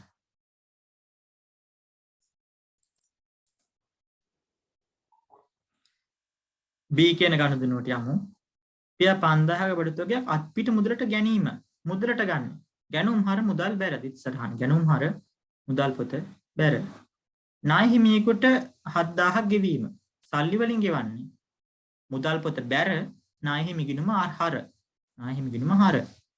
5000ක තොගයක් 7000ට මිලදී ගැනීම. ඒතර මොකද වෙන්නේ? රුපියල් 7000කින් ලාච්චුට සල්ලි එනවා. තොගය 5000ක් අඩු වෙනවා. තොගය 5000ක් අඩු වෙනවා. ඉන්කම වැඩි වෙනවා 2000කින්. එතකොට බලන පේනවා මෙතන අපිට වගකීම් වලට සම්බන්ධයෙන් පළවෙනි ගණුදුන සහ තුන්වෙනි ගණුදුන. ඒ කියන්නේ 10000ක තොගයක් ගැනීම සහ ණය හිමියට 7000ක් විකිණීම. එතකොට වගකීම් මෙතන 15000යි 10000යි 25000යි. මේ 10000 එකතු කරන්න ඕන. වගකීමක් වැඩි වෙනවා. මේ වගකීම 7000 ගෙවන හින්දා වගකීමක් අඩු වෙනවා. එහෙනම් මොකද වෙන්නේ? 15 වල 10 එකතු කරාම 25යි. 25න් 7ක් අඩු කරාම 18 10යි. 18 10 තමයි උත්තරේ. හරි සරලයි ළමයි. මේ වගේ ප්‍රශ්න වලට ගොඩක් අර ආකෘතික ගහ මෙහෙම ගහ යන්න එපා. කාලය අපරාධයක්. බැලුම් පොඩි කොටසක් තියෙනකොට ටච් කරගත්තා නම් ලේසි. හරිම ලේසි. උත්තරේ තුන්වෙනි උත්තරේ තමයි 18ට උත්තරේ. 19කට යමු. 19 ප්‍රශ්නෙට. 2011 දිනට ව්‍යාපාරي පැවති මුළු වත්කම් වල අගය වෙනස් නොවන. පළවෙනි දිනට. එහෙනම් මෙන්න මේ දිනට තිබිච්ච මුළු වත්කම් වෙනස් නොවන ගනුදෙනු. වෙනස් නොවන ගනුදෙනු අහන්නේ. මුළු වත්කම් තියෙන 50000ක්. මේ 50000ට බලපෑමක් ඇති නොකරන ගනුදෙනු. ගනුදෙනු හතරම විශ්ලේෂණය කරන්න වෙනවා. නැත්තම් බෑ. බලමු. 10000ක බඩු තොගයක් ගැනීම. තොගය ණයට ගැනීම. එතකොට සම්බන්ධ වෙන්නේ ගැනුම් හර ණය හිමි බැර. එතකොට මේ ගැනුම් හර කියලා කියන්නේ වත්කම් වැඩි වෙනවා. ඒ වගේම වගකීමත් වැඩි වෙනවා. අනිවාර්යයෙන් වත්කම් වෙනසට බලපානවා. ඒතරවත් මෙතන හින්දා 60000ක් වෙනවා. 50000 10000ක් තුනම 60000ක් වෙනවා. තොග වැඩි වෙනවනේ. හරි. දෙවෙනි ගනුදෙනුට යමු රුපියල් 5000ක බඩුවක් අත්පිට මුදලට ගැනීම. ගැනුම් හර මුදල් බැර ගන්නකොට ගැනුම් කියලා කියන්නේ අපි වත්කම් ගිණුමක්. තොග ගිණුම වත්කම් ගිණුමක් තියෙන. වත්කම් වියදම. වත්කම් ගිණුම. එතකොට මුදල් කියනත් වත්කමක් ළම. දන්නවනේ ජංගම වත්කම. එතකොට මේක තොගේ වෙනකොට තොග වැඩි වෙලා අඩු වෙන්නේ තොගයම. මුදල් අඩු වෙන්නේ. තොගේ වැඩි වෙලා මුදල් අඩු වෙනවා. එක වත්කමක් වැඩි වෙනවා. ඒ වගේම අනිත් පැත්තෙන් ඒ වත්කම අඩු වෙනවා. එතකොට මේක මෙන්න මේ ගණන් දෙන්න බැලු කරනකොට පේනවා මේක ප්‍රතිඵලයක් නැහැ කියන එක. 50000 මුදල් ලැබෙනකොට 55000 වෙනවා. ඒ වගේම තොගේ යන හින්දා තව 5000කින් අඩු වෙනවා. 55000 ආයි 5000ක් අඩු වෙනවා. එහෙනම් උත්තරේ කීයද? 50000ම. වත්කම් වෙනස බලපෑමක් වෙන්නේ නැහැ. නමුත් ණය හිමියෙකුට ගෙවීම මේ මුළු වත්කමට බලපෑමක් වෙනවා. 50000 මොකද වෙන්නේ? සල්ලි වලින් අඩු වෙන්නේ. ආයි සල්ලි එන්නේ නැහැ. මේ වගකීම් පැය තමයි වෙනස වෙන්නේ. ණය හිමිය අඩු වෙනවා. වත්කම් වලට අඩු වෙනවා. වගකීම් වලට 7000ක් අඩු වෙනවා. ඊට පස්සේ 5000කට මිලදී ගත් තොගය 7000ට විකුණනවා. එහෙනම් සල්ලි ලැබෙනවා. තොගය අඩු වෙනවා. තොගය අඩු වෙන්නේ 5000කින්. ඒ වගේම සල්ලි ලැබෙනවා 7000කින්. තොගය 5000කින් අඩු වෙනම 45000යි සල්ලි 7ක් සල්ලි රුපියල් 7000 එකතු වෙනවා 52000. වත්කම් වෙනස් වෙනවා. එහෙනම් උත්තරේ තමයි නිවැරදි පිළිතුර තමයි B. මුළු වත්කම් වෙනස් නොවන ගණිතය තමයි B. හරිද? එතකොට 20 වෙනි එක නොවැම්බර් මාස පළමු සතියේ අවසානයේ ව්‍යාපාර හිමිකම. හිමිකම කියලා කියන්නේ අයිතිකාරයාගේ අයිතිය. හරිම ලේසි. අපි ව්‍යාපාරයක අපි හදනවා මූලදත්ත ප්‍රකාශනය සහ ලාභ ප්‍රකාශනය තමයි ව්‍යාපාරයේ මෙහෙයුම් ප්‍රතිඵලය ගණනය කරන්නේ. මෙහෙයුම් ප්‍රතිඵලය ගණනය කරනවා කියලා කියන්නේ මොකද්ද? ව්‍යාපාරයේ ලාභය හෝ අලාභය ගණනය කරන එක තමයි අයිතිකාරයාගේ අයිතිය වැඩිවීම. හිමිකම වැඩිවීම. එතකොට ව්‍යාපාරයේ ලාභ ලබනවා කියලා කියන්නේ හිමිකම වැඩි වෙනවා. දැන් ඔයාලා ඒ ලාභ ලේඛනය හදලා ඒ සුද්ධ ලාභය හෝ අලාභය එකතු කරන ප්‍රාග්ධනයට යටින් ඒක පුද්ගල ව්‍යාපාරයක. එතකොට හිමික සුද්ධ ලාභයක් આવොත් එකතු කරනවා. හිමිකම වැඩි වෙනවා. සුද්ධ ලාභයක් આવොත් අඩු කරනවා. එතකොට මේක මොකද්ද වෙලා තියෙන්නේ? අහලා තියෙන්නේ මොකද්ද? මේ 5000ට ගත්ත තොගය 7000ට විකුණුණා. නම් මං රුපියල් 5000ක බඩුව අරගෙන ඉවර වෙලා මං රුපියල් 7000ට විකුණුණා. බැලුවට පේනවා ඕක විතරයි විකිණීමකුත් තියෙන්නේ. එහෙනම් මොකද වෙන්නේ? මගේ හිමිකම් මොකද වෙන්නේ? 2000කින් වැඩි වෙනවා. මට රුපියල් 2000කින් මගේ අයිතිය වැඩි වෙනවා. මගේ ව්‍යාපාරයේ හිමිකම වැඩි වෙනවා. මගේ ඕනර්ෂිප් එක වැඩි වෙනවා. මගේ ව්‍යාපාරයේ ලාභ ලබලා 5000යි මට මං ගත්තේ නම් මම 7000ට විකුණන්නේ ඒක. හැබැයි මම 5000ට ගත්ත 3000ට විකුණනවා. මට 2000 පාඩුයි. 2000 පාඩුයි. හරි. එහෙනම් උත්තරේ 1. 20ට උත්තරේ 1. හරි. අපි යමු ව්‍යාපාර සිදු ගනුදෙනුවක බැර සටහන පහද දැක්වේ. ගනුදෙනුවක් ගත්තට පස්සේ හර සහ බැර කියලා දෙකක් තියෙනවා. බැර සටහන විතරයි දීලා තියෙන්නේ. අනිත් එක ප්‍රතිනිර්මාණය කරලා හිතන්න ඕන පොඩ්ඩක්. පොඩ්ඩක් හිතන්න තියෙන්නේ. මොකද්ද වෙලා තියෙන්නේ? රුපියල් මුදල් වලින් අඩු වෙලා 4500ක්. වට්ටමකුත් ලැබිලා 500ක්. වට්ටමකුත් ලැබිලා. ඒතර මේක ලද වට්ටමක් නේ. ලද වට්ටම් බැලුවෙ ලද වට්ටම් මුදල් වලින් ගෙවලා. මේක මොකද අපි දන්නා මේක ඉස්සරහ මොකද්ද කියලා දන්නවා ඉගෙන ගත්තා. ඉතින් මොකද වෙලා තින්නේ? නායමීකට මුදල් ගෙවලා. නායමීකට මුදල් ගෙවලා. වට්ටමකුත් ලැබිලා 500ක මුදල් වලින් ගෙවලා තියෙන 4500. එහෙනම් මේ දෙක එකතු තමයි එහෙනම් හර වෙන්න ඕන. එහෙනම් මොකද්ද? නායහිමියෝ 5000ක් හර වෙන්න ඕන. නායහිමියෝ හර වෙලා 5000ක් මුදල් 4500ක් බැර වෙලා ලද වට්ටම් 500ක් බැර වෙලා. ඒත් මොකද වෙලා තියෙන්නේ? නායහිමියට මුදල් ගෙවලා. මෙයා නායහිමියට සල්ලි ගෙවලා. කලින් ණයට ගත්ත බඩුව වලට මෙයා සල්ලි ගෙවලා. ණයට ගත්ත බඩුවට ණයහිමිය ඇති වෙන ණයට ගැනුම් මත පදනම්මනේ. ණයහිමිය ඇති වෙන ණයට ගැනුම් මත පදනම්. එහෙනම් සල්ලි මෙයා පස්සේ මෙයා සල්ලි ගෙවලා. සල්ලි ගෙවනකොට මෙයාට වට්ටමකුත් දීලා. මේක ලද වට්ටම් ආදායම කරලා ඔයා ලියන්නේ. සුද්ධ ලාභයට දර ලාභයට යටින් එකතු කරන්නේ. අමතර ආදායම් මේ ලද වට්ටම්. එතකොට බැලුවට පේනවා මෙතන වට්ටම කීයද? 10%යි. ණයහිමියට මුදල් ගෙවීම අල්ල ගන්න පුළුවන් තුන්වෙනි උත්තරේ 20 උත්තර 3 5000ක ණයහිමියට මුදල් ගෙවීම වට්ටම දිලද 10%යි. 5000 10% කියන්නේ 500. එහෙනම් උත්තරේ 3 ලෙහෙසි.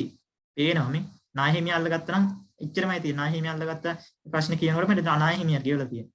හැබැයි මේක ලද වට්ටම් තුන තියෙන එහෙම පුළුවන්. ලද වට්ටම්. දැන් ණයහිමියකට නේ දුන් වට්ටම්. ණය ගැතියෙකුට ණයහිමියෙකුට ලද වට්ටම්. ණය ගැතියෙකුට දුන් වට්ටම්. ණය ගැතියෙකුට අපි සල්ලි අපි ව්‍යාපාරයේ ණයට විකිණීමේ මත ණය ගැතිය ඇති වෙනවා. එතකොට નિયમિત කාලයකට කලින් මුදල් ගෙවන්න නම් අපි වට්ටමක් දෙනවා. දුන් වට්ටම. දුන් වට්ටම ව්‍යාපාරයේ වියදම. අපි දාන්නේ ආලා දුන් වට්ටම් කියලා බෙදා හරි වියදම් යටතේ දුන් වට්ටම. මේ ලාභල ප්‍රකාශනේ අපි දානවා දුන් වට්ටම් කියලා වියදම. එතකොට ණය හිමිය කලින් ණය ගැතිය අපිට කලින් මුදල් ගෙවනවා. එතන මුදල් පොත හර වෙනවා. මුදල් පොත හර ඒ ප්‍රමාණයෙන් දුන් වට්ටම හර ඒ ප්‍රමාණයෙන් ඒ දෙකේ එකතුව බැර වෙනවා ණය ගැති බැර වෙනවා. ණය ගැතිය අපි හිතමු මේකම ගත්තොත් උදාහරණයක් විදිහට 5000ක් රුපියල් 5000ක ණය ගැතිය වල 100,000ට වට්ටමක් යටතේ මුදල් ගෙවන අවස්ථාවක් දෙනවා. එතකොට මොකද වෙන්නේ? ණය ගැතිය 5000කින් අඩු වෙනවා. දුන් වට්ටම් 500කින් වැඩි වෙනවා. දුන් වට්ටම් හර වෙනවා. මුදල් ලැබෙනවා 4500. ඒක අනිත් පැත්ත. හරි. ඇඳුම් මැසීමේ ව්‍යාපාරයක මහන මැෂින් 5 ලක්ෂ 5ක අත්මිට මුදලට ගැනීම සටහන් කිරීම අදාළ මූලාශ්‍ර ලේඛනය හා මූලික සටහන් පොත හොඳට මතක තියාගන්න ඕනේ මේ මූලික සටහන් පොත් ටික. දැන් ගිණුම් කරන ක්‍රියාවලියේ පටන් ගන්නෙ මම නිකන් සරලව කියන්නම් ගිණුම් කරන කොටස මම මේ ටික ටිකක් රෆ්ලි දැනගත්තා නම් ඇති ඔයාලට. එතකොට ඉස්ලාම් කරන ව්‍යාපාරේ ගිණුම් කරන මූලික කොටස තමයි මූලික බිල් ටික එකතු කරගන්න. බිල් ටික එකතු කරගන්න. බිල් ටික එකතු කරගන්නවා. දෙවෙනි එක තමයි මේවා මොකද කරන්නේ? මූලික සටහන් පොත්වල ලියනවා. මූලික සටහන් පොත් කියන්නේ මොනවද? යනුම් පොතේ ලියනවා, විකුණුම් පොතේ ලියනවා, ආපසු යොම් පොතේ, යවුම් පොතේ, මුදල් පොතේ, මුදල් පොත මූලික සටහන් පොතක් වගේම විත්ත කාර්යකුත් ඉෂ්ට කරනවා. මුදල් පොත මූලික සටහන් පොතක් වගේම ලෙජර් එක ගිණුමක් විතර ක්‍රියාත්මක කරනවා. විත්ත කාර්යයක් ඉටු කරනවා. දිත්වකාර මුදල් පොත ගොඩක් වෙලා ප්‍රශ්න අහලා තියෙන මුදල් පොතේ දිත්වකාරය ලියන්නේ. දිත්වකාර තමයි මූලික සටහන් පොතක් විතර ක්‍රියාත්මක කිරීම, ලෙජර් ගිණුමක් විතර කටයුතු කිරීම. ඔය දෙක.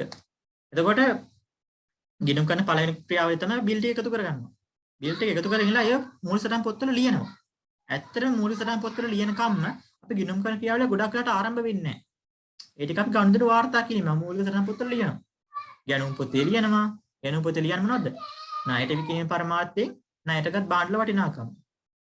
විකුණුම් පොතේ ලියන්නේ අපි විකුණන භාණ්ඩවල වටිනාකම. ගණුම් ජර්නල් ගණුම් පොතේ ලියන්නේ නැවත විකිණීමේ පරමාර්ථයෙන් ණයටගත් භාණ්ඩවල වටිනාකම. විකුණුම් පොතේ ලියන අපි ව්‍යාපාර ආයතනයක් විසින් ණයට විකුණන භාණ්ඩවල වටිනාකම. ඒ වලියල පොත්වල ලියනවා. ඒතර මේ ගණුම් පොතේ ගණුම් ජර්නලය, විකුණුම් පොතේ මූලාශ්‍රය ගැන විකුණුම් ජර්නලය, ඒ ටික මතක තියාගෙන ඉන්න. මුදල් පොතේ නම් මුදල් ලැබීම ලදුපත, මුදල් ගෙවීම නම් ගෙවීම වවුචරය, ඒ වගේ දේවල් මතක තියෙන්න ඕනේ. එතකොට ඕන සතන් පොත්වල ලියලා ඊට පස්සේ මොකද කරන්නේ? අපි ලෙජරේට පිටපත් කරනවා. මොකක්ද ළම ලෙජරේ කියලා කියන්නේ? ලෙජරේ කියලා කියන්නේ ගිණුමක් හෝ ගිණුම් සමූහයක් තියෙන පොතක් හෝ පොත් කිහිපයක්. ගිණුමක් හෝ ගිණුම් සමූහයක් තියෙන පොතක් හෝ පොත් කිහිපයට අපි කියනවා ලෙජරේ කියලා කෙටියෙන්ම. ලෙජරේ තමයි ගිණුම් තියෙන්නේ. අන්නේ ලෙජරේ අපි ලියනවා. ලෙජරේ ගිණුම සටහන් කරලා. ඒතකොට ලෙජරේ අනිවාර්යයෙන්ම ගිණුම් දෙකක් ඕපන් වෙන්න ඕනේ. ගැනුම් නම් මුදලට ගැනුම් නම් ගැනුම් හර මුදල් පොත බැර දිත්සරණ යන්න ඕන අනිවාර්යයෙන්. එතකොට දිත්සරණ ගිහිල්ලා ඒ පොත දිහා බලාගෙන මාස අවසානයේ නැත්නම් අවුරුද්දක් අවසානයේ ඒ ගිණුම් එකතු කරනවා. කාල පරිච්ඡේදයක් අවසානයේ ඒ ගිණුම් තුලනය කරනවා. තුලනය කරන ඉවරලා ඒ එන ශේෂ ටික මොකද කරන්නේ? ලෙජර් වල තියෙන ශේෂ ටික අපි හදනවා ලේඛනයක් විතර ලේඛනයට ගන්නවා. අපි ඒකට කියනවා ගන්න ලේඛනට අපි කියනවා ශේෂ පිරික්සුම කියලා. ශේෂ පිරික්සුම එලේකන ශේෂ පිරික්සුම හර පැත්තේ එකතුව තියෙන හර ගිණුම් ශේෂ අරගෙන හර පැත්ත දානවා, බැර ගිණුම් ශේෂ අරගෙන බැර පැත්තට දානවා. බැර පැත්තට දානවා. ඒතර හර ශේෂ සහ බැර ශේෂ තියෙන ශේෂ පිරික්සුම. අන්නේ ශේෂ පිරික්සුම දිහා බලාගෙන අපි හදනවා අවසාන ගිණුම් ව්‍යාපාරයකට ගිණුම් කරන තීරණ ගන්න. ගිණුම් කරන තීරණ ගන්න. ගිණුම් කරන තොරතුරු නිර්මාණය කරගන්න. අපි අවසාන ගිණුම් හදනවා. අවසාන ගිණුම් කරන මේ කට්ටලේ අපි මේ පහක් ගැන කතා කරනවා. නමුත් ඔයාලට තියෙන්නේ මූල තත්ත්ව ප්‍රකාශනය සහ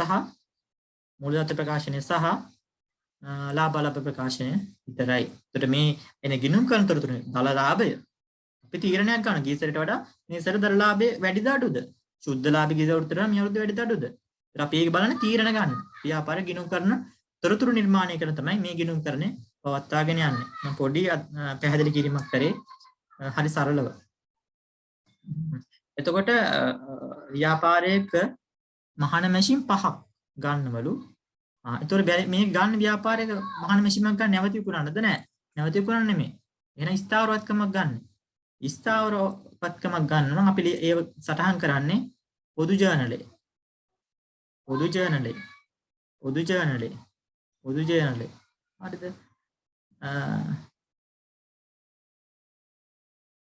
එතකොට අපි මුල් සටහන් පොත පිළිද මුල් සටහන් පොත මොකද්ද? මූලාශ්‍ර ලේඛනය සහ මුල් සටහන් පොත. අපිට මුදලට ගන්න. ඇඳුම් මැසීමේ ව්‍යාපාරයට මහාන මැෂින් 5ක්. එතකොට 22ට උත්තරේ තමයි අපිට බැලුමට පේනවා. මුදලට ගන්න මුදල් පොත සම්බන්ධ වෙනවා. එහෙනම් අපිට අදාළ වෙන්නේ ගෙවීම් වවුචරය. ගෙවීම් වවුචරය.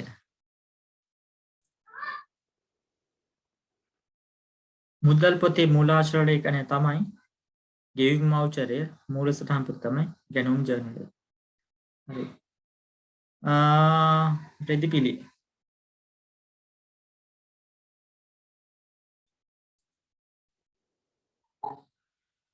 මෙතන පොඩි ප්‍රශ්නයක් තියෙනවා.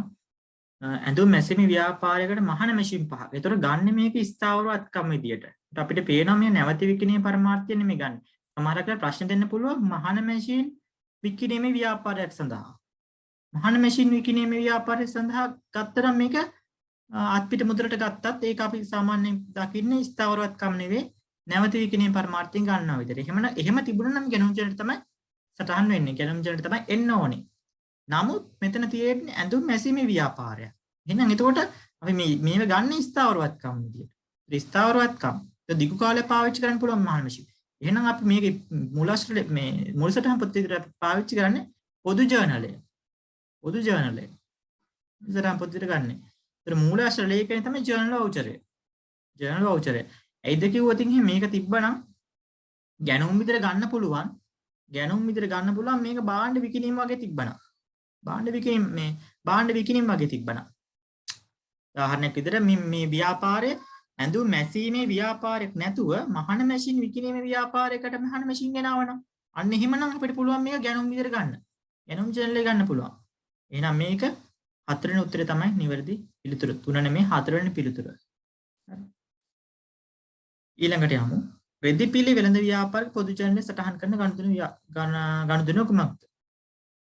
රෙදිපිලි ව්‍යාපාරය 5000ක භාණ්ඩ තුගයක් ගැනීම, 10000ක ණයමීට මුදල් ගෙවීම, 2000ක අයුතු කරන මෙසේ විදුලි බිල ව්‍යාපාරي මුදලින් ගෙවීම, ඡායා පිටපත් යන්ත්‍රයක් නිදී ගැනීම. බැලුම් පේන මොනවාද? ස්ථාවරවත්කම් තමයි සටහන් පොදු ජර්නලයේ. ස්ථාවරවත්කම් නිදී ගැනීම. ණයට ගැනීම. ස්ථාවරවත්කම් ණයට ගැනීම. ස්ථාවරවත්කම් අත්පත් කර ගැනීම. 80000ක ඡායා පිටපතක් මිලදී ගැනීම. 23ට උත්තරේ 4. 24ට යමු. ව්‍යාපාරයේ 2020 දෙසැම්බර් මාසයේ සුළු මුදල් වියදම 1900ක් වුණාලු. දෙසැම්බර් මාසයේ අවසානයේ සුළු මුදල් පොතේ ශේෂය 100ක් 2021 ජනවාරි මාසයේ සුළු මුදල් අග්‍රිමය 1000කින් වැඩි කිරීමට තීරණය කර ඇත. 2021 1 දිනට සුළු මුදල් අග්‍රිමය ප්‍රතිපූර්ණය කළ යුතු වටිනාකම. මේ සුළු මුදල් සම්බන්ධයෙන් පොඩි ප්‍රශ්න ගොඩක් වෙලා දැකලා තියෙනවා අහලා තියෙනවා. කියන්නේ සුළු මුදල් සම්බන්ධ. ඒතර ප්‍රධාන මුදල් භාරකරුගෙන් කිසියම් නිශ්චිත කාල පරිච්ඡේදයක් සඳහා සුළු මුදල් භාරකරුට ලැබෙන මුදල තමයි අපි අග්‍රිමය කියලා හඳුන්වන්නේ. ඒතර නිශ්චිත කාල සීමාව සඳහා නිශ්චිතව තීරණය කරන මුදල. රුපියල් 2000 2000 3000 5000 5000 ඒක දෙන්නේ පොඩි පොඩි වියදම් ටික කවර් කරගන්න. මාසයක් සඳහා වෙන්න පුළුවන්. මාස 3ක් සඳහා වෙන්න පුළුවන්. කිසියම් නිශ්චිත කාල පරිච්ඡේදයක් සඳහා තීරණය කරන ගත මුදලක් දෙනවා. උදාහරණයක් විදිහට ගිය මාසේ රුපියල් 5000ක් දුන්නා නම් ඊළඟ මාසෙත් 5000ක් දෙනවා. හැබැයි 5000 දෙන්නේ අර වියදම් වෙච්ච මුදල විතරයි දෙන්නේ. උදාහරණයක් විදිහට රුපියල් 5000ක් ඊසරේ දුන්නා. රුපියල් 3500ක් වියදම් වුණා. 3500ක් වියදම් වුණා. 1500ක් විතර. අන්න ඉතුරු මදි වෙච්ච 5000ක් වෙන තව කීයක් මදි 3500ක් මදි. අන්නේ 3500 තමයි අපි දෙන්නේ. එතකොට ප්‍රධාන මුදල් භාරකරු කීයක් දෙන්නේ? අර වියදම් වෙච්ච මුදලට සමාන මුදල් ප්‍රමාණයක් තමයි දෙන්නේ. රුපියල් 3500ක් විතර 3500ක් දෙනවා. ඉතුරු 1500යි අර 3500 රුපියල් 5000 සම්පූර්ණයි. අන්න ඒක තමයි අදහස. එතකොට දෙසැම්බර් මාසයේ සුළු වියදම් 1900ක් වුණාලු. වියදම 1900ක් ගිහිල්ලා. ඉතුරු වුණාලු 100ක්. එතකොට අපිට දෙන්නේ සාමාන්‍යයෙන් අර වියදම් වෙච්ච මුදල 1900යි. නමුත් මෙතන ආයතන ප්‍රතිපත්තිය කරන් තියෙනවා ජනවාරි මාසයේ ඉඳලා අග්‍රිමය කීයක් වුණද වැඩි කරන්න ඕන 1000ක් වැඩි කරන්න ඕන. 1000ක් වැඩි කරන්න ඕන. එතකොට හරිනම් දෙන්න 1900යි. අලුතින් ප්‍රතිපත්ති 1000ක් වැඩි කරන්න ඕනේ නා 1900 අලුතින් වැඩිච්ච 1000යි. ඒ දෙකේ ඓක්‍ය එහෙම නැත්නම් එකතුව කීයද? 2900යි. 2900යි. 3 මේක හරිය ලේසි. සුළු මුදල් අග්‍රිමය කියන්නේ මොකද්ද? අර සුළු මුදල් අග්‍රිමය කියලා කියන්නේ ප්‍රධාන මුදල් භාරකරු විසින් ලබා දෙන මුදල. ඒක අග්‍රිමය ප්‍රතිපූර්ණය කරන එක නැවත පුරවනවා. නැවත පුරවනවා. ව්‍යාපාරික බැංකු විනිමය සටහන බැංකු ප්‍රකාශයෙන් දැක්වෙන මේ බැංකු සිසුම් අනිවාර්යෙන් බලාගෙන යන බැංකු සිසුම අනිවාර්යෙන් වෙනවා. රචනා ප්‍රශ්න පත්‍ර දෙවැනි ප්‍රශ්න පත්‍රය අනිවාර්යෙන් වෙනවම තමයි බැංකු සිසුම. ඒත් බැංකු සිසුමක් කියන්නේ මොකක්ද? බැංකු සිසුම කොහොමද හදන්නේ? අනිවාර්යෙන්ම හොඳට ප්‍රැක්ටිස් වෙලා යන්න. ඒකට මම මෙතන පොඩි පැහැදිලි කිරීමක් කරන්නම්. බැංකු සිසුමක් කියලා කියන්නේ ව්‍යාපාරී බැංකු ගිණුමේ ශේෂය. ව්‍යාපාරී පැත්තෙන් බැංකු ගිණුමේ ශේෂය. ඒ වගේම ව්‍යාපාරයේ නමින් බැංකුවේ තියෙන ව්‍යාපාර නම් බැංකුවේ ගිණුමේ ව්‍යාපාර නම් බැංකුවේ තියෙන ඒ ගිණුමේ ශේෂය.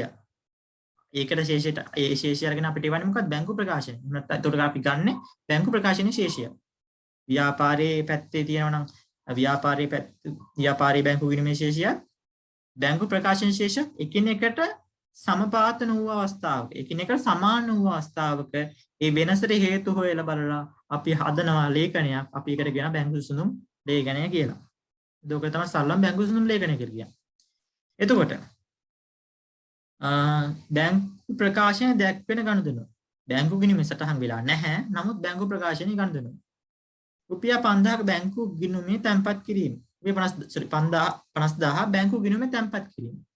බැංකු ගිණුමේ තැන්පත් කරන අනිවාර්යයෙන්ම බැංකුවේ පැත්තෙන් අපේ පැත්තේ මොකද කරන්නේ? අපේ පැත්තේ හර කර ගන්නකොට බැංකුවේ පැත්තේ බැංකුව ගිහිල්ලා බැර කර ගන්නවා. බැංකුව අපේ ව්‍යාපාර බැංකු ගිණුමේ තැන්පත් කිරීම. අපේ අඩු වෙනවා. අපේ අඩු වෙනවා. බැංකුවේ වැඩි වෙනවා. බැංකුවේ වැඩි වෙනවා. දෙපැත්තටම බලපානවා. ඒකට ඍජුවම බැංකුවට 5000ක ලාභාංශ ආදාය ඍජුවම කියන්නේ කෙලින්ම ඍජු ප්‍රේෂණ. ඒතර ලාභාංශ ලැබෙනකොට අපි දන්නේ කෙලින්ම බැංකුවට ඇවිල්ලා තියෙනවා. එහෙනම් අපේ පැත්තේ මුදල් පොතේ අපේ පැත්තේ බැංකුවේ අපේ පැත්තේ ව්‍යාපාරයේ නමින් බැංකු ගිණුමේ නැහැ. රුපියල් 50000ක නිකුත් කළ චෙක් පතට බැංකුව විසින් මුදල් ගෙවීම.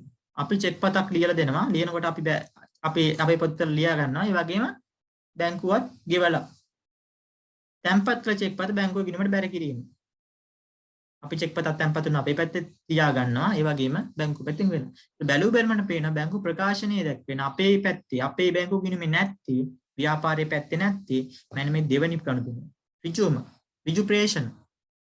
ඒතර මේ පැත්තෙන් අපේ පොතේ අපේ පැත්තේ නැති අපේ බැංකු ගිණුමේ නැති බැංකු ප්‍රකාශනයේ තියෙන දේවල් තමයි තව මම කියන ලාභාංශ ආදායම ඍජු ප්‍රේෂණ ඍජුම ලැබිච්ච ප්‍රේෂණ බැංකු ගාස්තු චෙක් පොත් ගාස්තු වගේ තියෙන ඒවත් අය කරගත්තු ඒවා. ඒ වගේම අපි ස්ටෑන්ඩින් ඕඩර්ස් දීලා තියෙනවා නම් බැංකුවට. මේක ස්ටෑන්ඩින් ඕඩර්ස් කියලා කියන්නේ අපේ ව්‍යාපාරයේ නමින් අපි කියලා තියෙනවා අපේ විදුලි බිල ගෙවන්න කියලා. බැංකුවට කියලා දෙනවා. හැබැයි අපි දන්නේ නැහැ. ඒකට ඒවා බැංකුව විසින් ගෙවලා තියෙනවා. හැබැයි ඒකට ඒවා අපේ පැත්තේ පොත්වල නැහැ. නමුත් බැංකු ප්‍රකාශනයෙන් ඒවා අඩු වෙලා තියෙනවා. ඒ වගේ දේවල් තමයි මේකට උදාහරණ. තව. හරි. එතකොට 26 වෙනි ප්‍රශ්නේ 2020 දෙසැම්බර් 1 දිනට බැංකු ප්‍රකාශනයේ වාසිදායක ශේෂය 20000කි. වාසිදායක ශේෂය 20000කි. මාර්ච් තුල බැංකුව විසින් සටහන් කර ගනුදෙනු පහක් දැක්වේ. තැන්පත් කළ චෙක් 5000යි, ස්ථාවර නියෝග ගියීම් 8000යි, බැංකුවට ඉදිරිපත් කළ චෙක් 50000 ගියීම් 12000යි, ණයගත ප්‍රේෂණ 10000යි. අන්නේ මේක ඇත්තටම බැංකු සෙසුම සකස් කරන්න අවශ්‍යතාවක් නැහැ. බැංකු ප්‍රකාශන සකස් කරන්න අවශ්‍යමත් නැහැ. මේක තේරෙන්න ඕනේ. 2020 දෙසැම්බර් 31 බැංකු ප්‍රකාශනයේ ශේෂය. බැංකු ප්‍රකාශනයේ ශේෂය. බැංකු ප්‍රකාශනයේ මුල වාසිදායක ශේෂයක් තියෙනවා 20000යි. වාසිදායක ශේෂය කියලා කියන්නේ බැංකුව පැත්තෙන් නම් බැර ශේෂය. බැංකු ප්‍රකාශනයේ පැත්තෙන් නම් බැර ශේෂය. බැර ප්‍රශේෂයක් අපේ පැත්තෙන් හර ශේෂය මුලදී. හරිද? එතකොට 20000ක් දෙසැම්බර් 31 බැංකු ප්‍රකාශනයේ අහන්නේ තැන්පත් කළ චෙක්. තැන්පත් කළ චෙක්.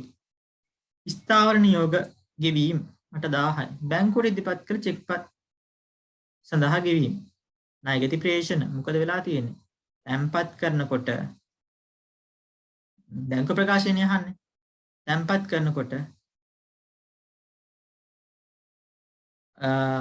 තැන්පත් කරනකොට මොකද වෙන්නේ? 5000කින් වැඩි වෙන්න ඕනේ. 5000කින් වැඩි වෙන්න ඕනේ. ස්ථාවර නියෝගයේදී අඩු වෙන්න ඕනේ. බැංකුවට ඉදිරිපත් කළ චෙක් සඳහා ගෙවීම් අඩු වෙන්න ඕන. ණයගැති ප්‍රේෂණ එකතු වෙන්න ඕන. එකතු කරලා බලන්න කීයද? 20000ට 5000ක් එකතු කරන 25000යි. ඒ වගේම ණයගැති ප්‍රේෂණ බැංකුවේ පැත්තෙන් එකතු වෙනවා බැර වෙනවා. එතකොට 25000යි 10යි 35000යි. 35000යි මේ ස්ථාවර නියෝග වලට ගෙවපු 8000යි බැංකුවට ඉදිරිපත් කළ චෙක් සඳහා ගෙවීම් 12000යි. මේ දෙක එකතු 20000යි අඩු කරන්න. එතකොට 20යි 25යි 35යි 35න් 20ක් අඩු කරාම උත්තරේ 15000යි. ලේසි. ලේසි. බැංකු ප්‍රකාශනයේ පැත්තේ ඉන්නේ. එතකොට අපි මෙතන දෙන්න පුළුවන් සමහරක් වෙලාවට අපේ ව්‍යාපාරයේ බැංකු ගිණුමේ වාර්ෂික ශේෂය 20000කි. එතකොට මේක උදිනටමත් දෙන්න පුළුවන්. එතකොට ගොඩක් වෙලාවට මේ එතකොට දෙන්නොත් එහෙම අපේ බැංකු ප්‍රකාශනයේ ශේෂය අපේ බැංකු ගිණුමේ ශේෂය හදන්න කියලා දුන්නොත් අපේ පැත්තෙන් බැංකු ගිණුමේ ශේෂය හදන්න කියලා දුන්නොත් ගොඩක් වෙලාවට මේ ස්ථාවර නියෝග වලට ගෙවපුවා ණයගැති ප්‍රේෂණ නැහැ. මොකද ඒක අපි දන්නේ නැහනේ. ඒතර අපේ පැත්තෙන් ඉන්නේ අපේ ව්‍යාපාරේ පැත්තෙන් ඒ වෙන්නේ නැහැ. ඒ දෙක නැතුව තමයි හදන්නේ. පැහැදිලිද? සමහරට ආවොත් මේකම තමයි දිගුවක් විතර අනිත් පැත්ත මේම කරකව හැම අවස්ථාවෙදිම එන්නේ. හරි. එතකොට වෙළඳ ව්‍යාපාරයක් විසින් එකක් රුපියල් 400 බැගින් කිරිපිටි පැකට් 500 110ක වෙළඳ වට්ටමට ණයට ගන්නවලු. මාසෙකට පෙර මුදල් ගෙවන්නේ නම් 150ක වට්ටමක් දෙනු ලැබේ. ගැනුම් ජනන සටහන් කර වටිනාකම අහන්නේ. ලේසි මම එදා කතා කරා. 400 බැගින් 50ට කීයද වටිනාකම 20000යි. 400 ගුණ කිරීම 50 20000යි. 10000ක වෙළඳ වට්ටම්. වෙළඳ වට්ටමක් කියලා කියන ළමයි භාණ්ඩ විකුණනකොට ලබා දෙන වට්ටම. භාණ්ඩ විකුණනකොට ලබා දෙන වට්ටම. උදාහරණයක් විදිහට ගහලා තියෙනවා අපි ෆුඩ් සිටි වල මෙච්චර එහා ගත්තොත් අපි මෙච්චර ප්‍රමාණයක වට්ටමක් දෙනවා. උදාහරණයක් විදිහට රුපියල් 20000කට වැඩි බිල් පත් වල 105ක වට්ටමක්. ඒතර 20000කින් භාණ්ඩ ගත්තොත් 105ක වට්ටමක් දෙනවා. ව්‍යාපාරය ෆුඩ් සිටි එකෙන් දෙනවා. ඒතර ඒ ෆුඩ් සිටි ආයතනය ඇතුලේ ගිණුම් තියෙනකොට මෙන්න මේ දීපු වට්ටම. ඒ කියන්නේ වෙළඳ වට්ටම ගිණුම්ගත කරන්නේ නැහැ. වෙළඳ වට්ටම් ගිණුම්ගත කරන්නේ නැහැ. ඒ වගේම සල්ලි ගෙවනකොට මෙතන සල්ලි ලැබෙනකොට වට්ටම් දෙනවා. මම කතා කරේ දුන්න වට්ටම් සහ ලද වට්ටම්. අන්න ඒව ගිණුම්ගත වෙනවා. ඒව ගිණුම්ගත වෙනවා. නමුත් වෙළඳ වට්ටම් ගිණුම්ගත වෙන්නේ නැහැ. හරිද? වට්ටම් වර්ග දෙකයි වෙළඳ වට්ටම් සහ මුදල් වට්ටම්. එතකොට මාසෙකට පෙර මුදල් ගෙවන්නේ නම් 105ක වට්ටමක් දෙනු ලැබේ. ඒතර අපිට අහන්නේ මේ ගැණුම් වටිනාකම අහන්නේ. බැලුවම පේනවා ගැණුම් චේන්ජ් සටහන් කරනවා කියලා කියන අපි ගැණුම් වටිනාකම. ණයටගත් භාණ්ඩවල වටිනාකම මේ අහන්නේ. එතකොට 20000 නා 20000න් 100,000ක වෙළඳ වට්ටමක් අඩු කරාම කීයද? 20000ට 100,000කින් 2000යි. 20000න් 2000ක අඩු කරාම කීයද? 18000යි. අහන්නේ 105ක දුන්න වට්ටමක් දෙනවා. දුන්න වට්ටම කියන 18000න් 105ක් කියන කීයද? 1800 900. දුන් වට්ටම අඩු කරාම දුන් වට්ටම 900යි.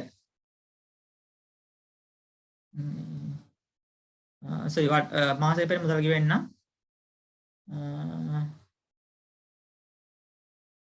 105යි දුන්න වට්ටම. එතකොට ඒකේ වටිනාකම 900යි. 900 අහන්නේ ගැණුම් ජර්නලේ. ගැණුම් ජර්නලට එනවා සම්පූර්ණ ගැණුම් වල වටිනාකම දාන්න කියලා 18000යි. ගැණුම් වල වටිනාකම 18000යි. හැබැයි ගත්තේ වට මුදල් වලින් නම් අපි ගෙවන්නේ 17100යි. 17100යි. ගැමුත් අහන්නේ ගෙවු මුදල් වටිනාකම නේ අහන්නේ ගැණුම් ජර්නලට යන වටිනාකම. ගැණුම් 18000යි. ගැණුම් වල වටිනාකම 18000යි. අපි මුදල් ගෙවන්නේ. මුදල් වලින් ගෙවන්න නම් අපි 17100යි. දැන් මේක අනිත් ටික ලද වට්ටමක් වෙනවා. ලද වට්ටමක් වෙනවා. අයිමියන්ට ගෙවන්නකොට ලද වට්ටම. ලද වට්ටම.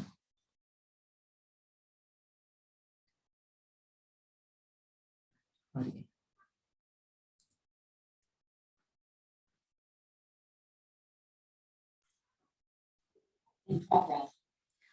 හරි 28 වෙනි ප්‍රශ්නේ ශේෂ පරීක්ෂමේ හරසා බැර තීරුවල එකතු අසමාන බලපාන ගිණුම් කරන වරද කුමක්ද?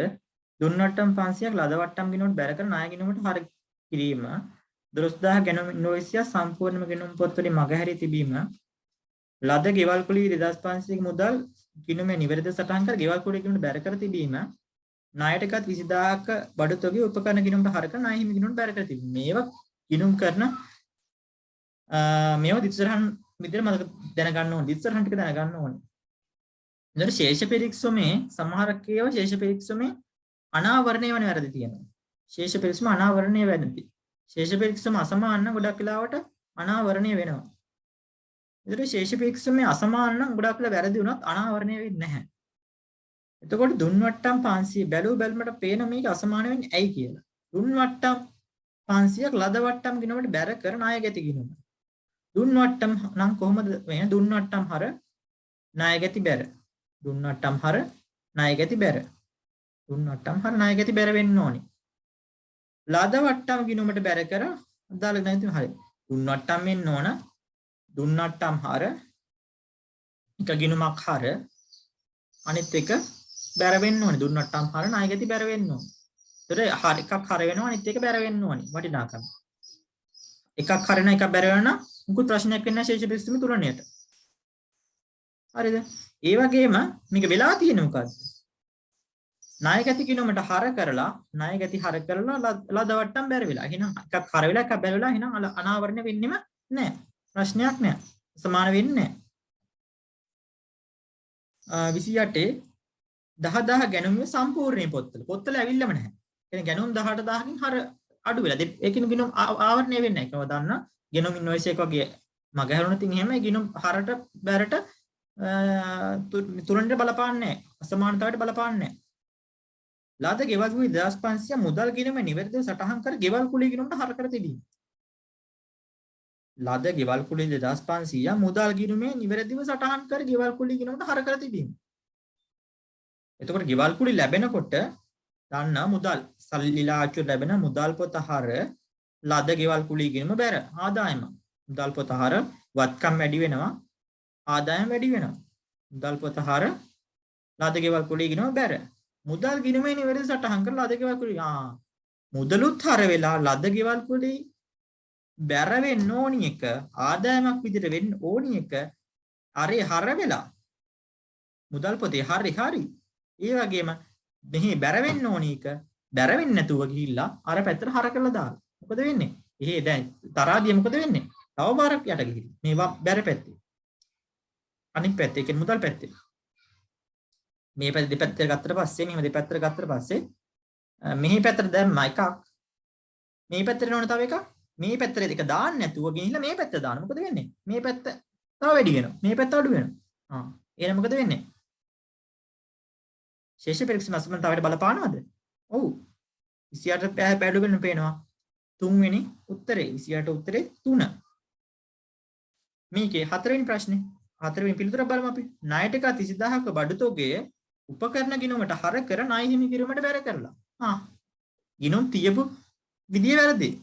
සටහන් කරපු ගිණුම් වර්ග වැරදි. නමුත් හර කරලා බැර කරලා. එතකොට වටිනාකම හර කරලා බැර කරලා. එතකොට අර ශේෂ පෙරික්සමේ එකතුයි බලපාන්නේ නැහැ. එතකොට ශේෂ පෙරික්සම අසමන්තර කෙලින්ම ඍජුවම බලපාන ප්‍රශ්න මේ වැරද්ද තමයි. මෙන්න මේ තුන්වෙනි එක 28 උත්තරේ 3. ඒක බැර කරන්නේ නැතුව එක පැත්තක් මේව කරලා තිබ්බන ප්‍රශ්නයක්වත් නැහැ. ඒක එක පැත්තක් මේව කරලා අරක බැර කරන්නේ නැතුව ඒක අනිත් පැත්තටම ගෙනලා දාන්න. හරි. ඕකේ වෙලා තියෙන්නේ.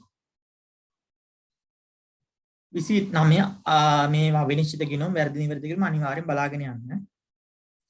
ව්‍යාපාරික පොදු චලනයේ තබා තිබූ වැරදි නිවැරදි කිරීමේ ජන සටහන් පහක් දැක්වේ. සිදු වී ඇති ගිණුම් කරන වරද වන්නේ. මෙන්න අපි කළා තියෙන්නේ මොකද්ද? මේ වැරදි නිවැරදි කිරීම සටහන. මේ තියෙන්නේ නිවැරදි කරලා. මේ තියෙන්නේ වැරද්ද නිවැරදි කරපුවා සටහන. වැරදි සටහන් නෙමෙයි තියෙන්නේ. වැරද්ද නිවැරදි කරලා. එහෙනම් මේක නිවැරදි කරන්න කලින් කොහොමද තියෙන්නේ නැත්තේ? නිවැරදි කරන්න කලින් කොහොමද තියෙන්නේ නැත්තේ? අපිට ඒ කියන්නේ ශේෂ පෙරික්සමේ අඩුවක් තියෙන පැත්ත තියෙන උදාහරණයකට හර පැත්ත එකතු කරනවා. හර පැත්ත 50000යි. බැර පැත්ත එකතු කරන 40000යි. ඒතර 40000ක බැර පැත්ත අඩුවක් තියෙනවනේ. අපි ගිණුම් තුලනය කරන්න ඕන හින්දා අවිනිශ්චිත ගිණුමක් ඕපන් කරලා දානවා බැර පැත්තේ 10000ක් අවිනිශ්චිත ගිණුම බැරට. අවිනිශ්චිත ගිණුම බැරට දානවා. ඔන්න අඩුව. ඔන්න නිවැරදි කරනකොට මොකද කරන්නේ? අවිනිශ්චිත ගිණුම හර කරනවා. අර අදාළ ගිණුම බැර කරනවා. මෙතනත් වෙලා තියෙන මේ වගේ දෙයක්. අවිනිශ්චිත ශේෂ පෙරික්සමේ බැර පැත්තේ තුලනේ අඩු වෙලා තියෙන්නේ. ශේෂ පෙරික්සමේ බැර පැත්තේ අඩුවක් තිබිලා තියෙනවා. කීයක අඩුව? 10000. ශේෂ පෙරික්සමේ බැර පැත්ත 2000ක් අඩුයි. ඒ 2000 මොකද කරන්නේ? අවිනිශ්චිත ගිණුම හර කරලා ලද වට්ටම් ගිණුම බැර කරනවා. ලද වට්ටම් ගිණුම බැර කරනවා. 29 බැලුව බැලමට පේනවා මේක මොකද්ද? ලද වට්ටම් ගිණුමේ බැර පැත්ත 2000ක් අඩුවේ එකතු කර තිබීම. 2000 ගිණුමේ 2000ක් අඩු නම් මොකද වෙන්නේ? 2000ක් අඩු නොතින් එහෙම අවිනිශ්චිත ගිණුමේ අඩුවක් වෙනවා බැට 2000. ඒක තමයි තියෙන්නේ මේ ලද වට්ටම් 2000 බැරට 2000ක එකතුවේ අඩුවෙන් එකතු කරලා. දුන්න වට්ටම් 2000 ලද වට්ටම් ගිණුමට හර කියලා කියන නෙමෙයි ඇත්තටම උත්තරේ එන්නේ මේක. දෙවෙනි උත්තරේ. මේකත් පුළුවන්. ඉතින් ගිණුම් කරන වර්ධ දුන්න වට්ටම් 2000 ලද වට්ටම් ගිණුමට හර කර තිබීම. දුන්න වට්ටම් එන්නේ දුන්න වට්ටම් ගිණුම හර වෙන්න ඕනේ. ලද වට්ටම් ගිණුමට හර කරලා ලද වට්ටම් බැරන එන්න ඕනේ. ලද වට්ටම් බැර එන්න ඕනේ. බැර වෙනක හරවන්නට පස්සේ මොකද වෙන්නේ? අය අර එන්නේ නැතුව කියන අර දික්ත වෙලා දාන තරහදියක් ගන්න මේ පැත්තට. මේ පැත්ත හර මේ වම් අත සහ දකුණ. එතකොට මේ පැත්තට එන්න ඕන එකක්. මේ පැත්තට එන්න ඕන එකක්. මේ පැත්තට දාන්න මේ පැත්තට දානවා. මේ පැත්තට දානවා. මේ පැත්තට දාන්න නැතුව මේ පැත්තට තමයි මොකද වෙන්නේ? මේ පැත්ත තව බර වැඩි වෙනවා. මේ පැත්ත මොකුත් වෙන්නේ නැහැ. මේ පැත්ත තව මොකද වෙන්නේ? තව උඩට යනවා. කොහොම බැලන්ස් තියෙන්න ඕන. මේක පැත්තට හරියට දැම්මා. මේ පැත්තට දාන්න නැතුව මෙහෙට දැම්මා. මොකද වෙන්නේ? එකපාරක් යට යනවා. මේක දාපු නැති හින්දා ආයි දැම්ම මොකද තව පාරක් යට යනවා. ඔකයි වෙන්නේ. එතකොට අපේ උත්තරය හඳුනාගන්න දෙවෙනි උත්තරේ 29 උත්තරේ 2. නාහිමියට මුදල් ගෙවීමේදී 2000ක වට්ටම ලැබීම පොත්වල සටහන් නොවීම. නාහිමියට මුදල් ගෙවීමේදී 2000ක වට්ටම පොත්වල ලැබීම සටහන් නොවීම. පොත්වල සම්පූර්ණ වටහන් වෙලා. සුචරිත සමාජයේ 2031 දිනට ලැබීම් හා ගෙවීම් ගිණුමේ ශේෂය 15000කි. මේ ලැබීම් ලාභ නොලැබෙන සංවිධානයේ ගිණුම් මේ තියෙන්නේ. නමුත් එදිනට අතීතයේ මුදල 16500 බවහි භාණ්ඩාගාරික පවසයි. මේ වෙනසට හේතුව. ලැබීම් හා ගෙවීම් ගිණුම ව්‍යාපාර සංවිධානයක නම් මුදල් පොත හා සමානයි. ලැබීම් හා ගෙවීම් ගිණුම. ලාභ නොලැබෙන සංවිධානයක අපි කියන්නේ ලැබීම් හා ගෙවීම් ගිණුම කියලා. එදිනට අතීතයේ මුදල් ශේෂය 16500. අතේ සල්ලි දින 16500. නමුත් ලැබීම් හා ගෙවීම් ගිණුම තියෙන්නේ 15000. 1500 වෙනසක් තියෙනවා. මොකද ඇත්තටම වෙලා තියෙන්නේ? පොතේ සටහන් කරන තු අපි සල්ලි ලැබිලා. පොතේ යන තු අපි සල්ලි ලැබිලා. ඊට උත්තරේ කීයද බැලුව බැලමන්න පේන්නේ.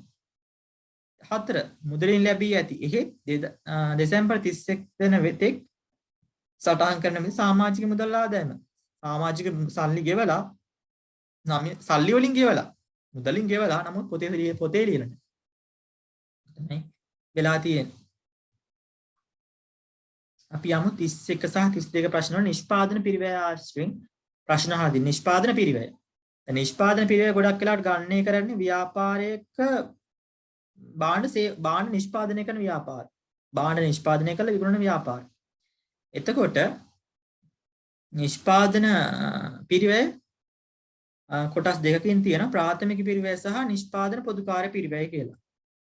ප්‍රාථමික පිරිවැය කියලා කියන්නේ ප්‍රාථමික පිරිවැය කොටස් 3යි ඍජු ද්‍රව්‍ය ඍජු ශ්‍රම ඍජු වෙන ප්‍රාථමික පිරිවැය කියලා නිෂ්පාදනයක හා සම්බන්ධ පැහැදිලිව හඳුනාගත හැකි පිරිවැය. නිෂ්පාදනයක සමය අපිට කෙලින්ම කියන්න පුළුවන් මේ ගියේ මෙච්චර මේවට කියලා. නිෂ්පාදනයක සම්බන්ධ පැහැදිලිව හඳුනාගත හැකි ද්‍රව්‍ය පිරිවැය. උදාහරණයක් විදිහට මේසයක් හදලා නම් අපිට පුළුවන් ඒකේ තියෙන මේස කියලා ලෑරිටි කලට කියපු යෙදම කියන ඍජු ද්‍රව්‍ය විදිහට. ඍජු ශ්‍රමය. ඒ කාර්මිකයාගේ වැටුප ඍජු වෙනත් වක්‍ර ද්‍රව්‍ය. නිෂ්පාදනයක හා සම්බන්ධයෙන් පැහැදිලිව හඳුනාගත නොහැකි ද්‍රව්‍ය පිරිවැය. හරියට අපිට කියන්න බෑ. ශ්‍රම පිරිවැයත් එහෙමයි. හරියටම කියන්න බෑ. වක්‍ර වෙනත්. නිෂ්පාදනයක හා සම්බන්ධයෙන් හඳුනාගත නොහැකි කෙලින් ඍජුවම හඳුනාගත නොහැකි වක්‍ර ද්‍රව්‍ය පිරිවැය. මොරළු ලීබඩු ව්‍යාපාරයේ අයිටම 5ක් දැක්වේ දැව සඳහා පිරිවැය 40000 යන්ත්‍ර සඳහා 50000යි වැලි කඩදාසි සඳහා පොලිස් වියදම 2000යි. වඩු කාර්මිකයාගේ වැටුප 30000යි. විදුලි වියදම 2000යි. විදුලි වියදම 2000යි. අංක කිස්ථානයට අහන්නේ මෙතෙන්ට ප්‍රාථමික පිරිවැය අහන්නේ. ප්‍රාථමික පිරිවැය. මේ අතරින් ප්‍රාථමික පිරිවැය මොනවද? කෙලින්ම බැලුවට ඕනම මොනවද? දැව පිරිවැයයි වඩු කාර්මිකයාගේ වැටුපයි.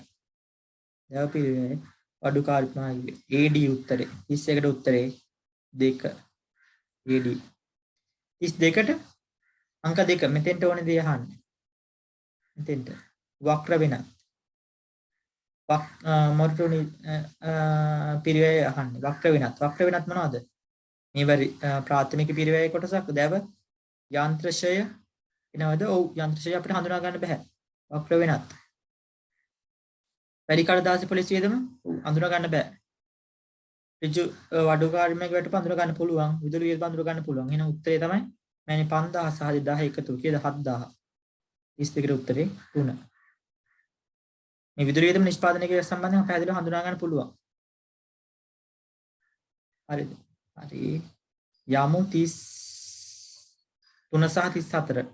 33 සහ 34 සුමුදුගේ ව්‍යාපාරයේ 2019 1 දින පිරිවැය 9,50,000කට මිලදීකට ගොඩනැගිල්ල මාසකට 20000 බැගින් 2020 7 දිනයට කුලයට දී 2020 12 දිනෙන් අවසන් වර්ෂය තුළ ලක්ෂ්‍ය ගොඩනැගිලි කුලය ලබාගෙන ඇත. ගොඩනැගිලි ඵලදායී ජීවිත කාලය 10000 වර්ෂ 10ක්ද සුන්බුන්නගේ 50000ක් ලෙස ඇස්තමේන්තු කර ඇත. ව්‍යාපාරයේ ගොඩනැගිලි සරණ මාර්ග ක්‍රමයට ෂෙයා කරයි.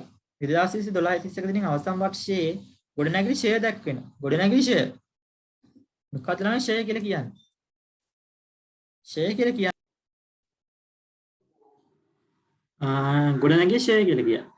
මොකද ෂෙයා කියලා කියන්නේ? ෂෙයා කියලා කියන්නේ ස්ථාවර වත්කම් කිසියම් කාල පරිච්ඡේදයක් යන විට.